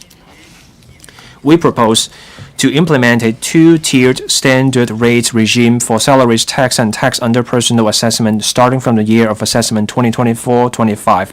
In calculating the amount of tax for taxpayers whose net income exceeds $5 million and whose salaries tax or tax under personal assessment is to be charged at the standard rate, the first $5 million of their net income will continue to be subject to the standard rate of 15%, while the portion of their net income exceeding $5 million will be subject to the standard rate of 16%. It is expected that about 12,000 taxpayers will be affected, accounting for 0.6% of the total number of taxpayers chargeable to salaries tax and tax under personal assessment. The government revenue will increase by about $910 million each year. Even with a two-tiered standard rate regime above in place, the new tax rate will still be lower than those of other advanced economies. The government will introduce legislative amendments in the first half of this year to implement the progressive rating system for domestic properties with the aim to bring the system into effect from the fourth quarter 24-25 onwards. The new system will only affect domestic properties with rateable value over $550,000, which account for about 1.9% of the relevant properties. It is estimated that the system will contribute to an increase of about $840 million in government revenue annually. The government will review various fees and charges in a timely manner. Besides adhering to the user pays principle, the affordability of the general public and businesses will also be taken into account. Business registration fees will increase by $200 to $2,200 per annum with effect from the 1st of April 2024. The last adjustment to business registration fees was in 1994. We estimate that government revenue will increase by about $295 million per annum. To relieve the relevant impact, the business registration levy of $150 payable to the protection of wages on insolvency fund will be waived for 2 years. We propose to resume the collection of the hotel accommodation tax at a rate of 3%. It is anticipated that government revenue will increase by about $1.1 billion per annum. This will take effect from the 1st of January 2025 in order to allow the hotel and tourism industries more time for preparation. The HAT to be collected is estimated to only account for less than 1% of the total spending of overnight visitors in Hong Kong. In the coming year, the government plans to allocate over $1 billion for upgrading tourism infrastructure and services to attract more high-spending overnight visitors from different visitor source markets to Hong Kong. Developments in international taxation. We will continue to take forward the implementation of the global minimum tax proposal drawn up by the Organization for Economic Cooperation and Development to address base erosion and profit shifting. We aim to apply the global minimum tax rate of 15% on large multinational enterprise groups with an annual consolidated group revenue of at least €750 million and impose the Hong Kong minimum top-up tax starting from 2025. We're now conducting consultation on the implementation of the above proposals and expect to submit a legislative proposal to LegCo in the second half of this year. It is estimated that these proposals will bring in tax revenue of about $15 billion for the government annually, starting from 2027 to 28. Hong Kong maintains an edge over other tax jurisdictions in terms of tax competitiveness after the implementation of the proposals. Investment return of the Future Fund. As announced in the 2021-22 budget, the accumulated investment return of the Future Fund will be progressively reflected in the operating account. The government will submit a resolution for passage by LegCo next month to complete the transfer arrangement.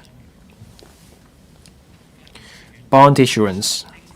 The issuance of government bonds is conducive to the development of the bond market and allows the use of the capital raised from the market to drive green or sustainable and infrastructure projects.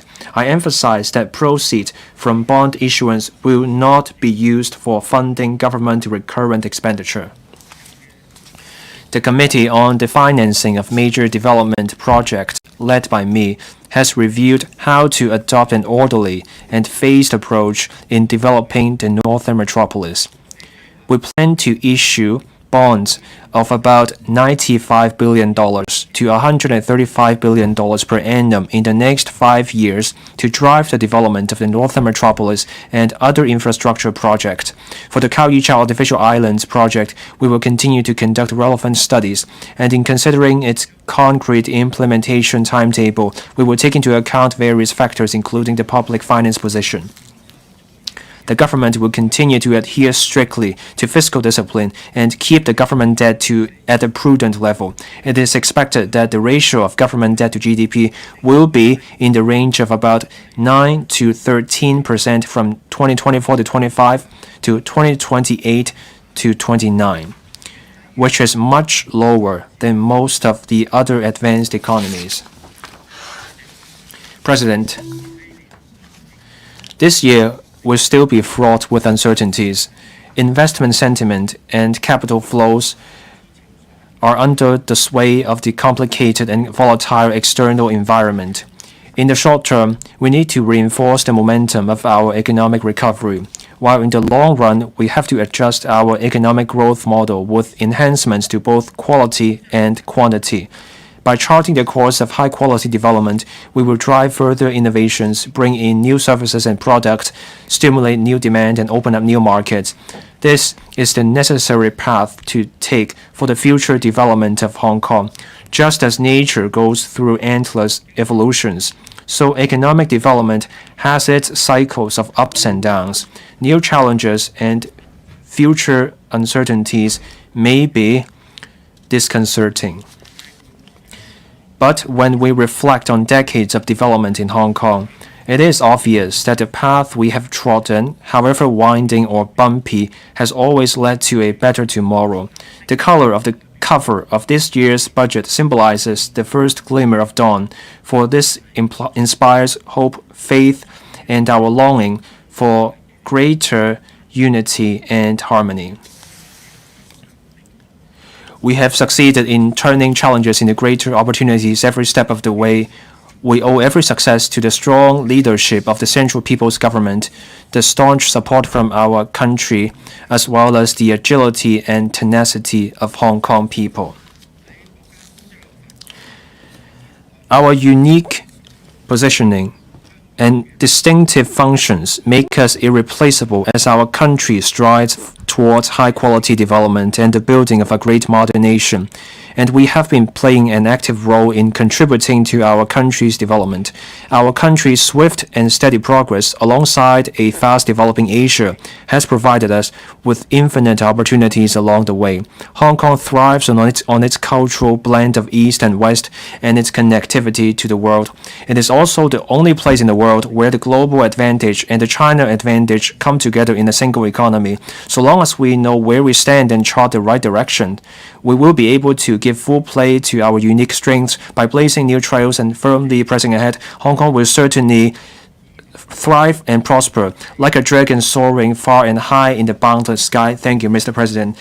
President, I move the second reading of the Appropriation Bill 2024. Thank you, President, and I thank honorable members.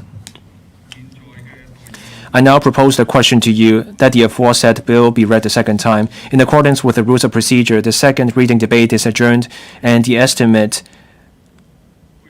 are referred to the Finance Committee for examination before the debate on the bill resumes.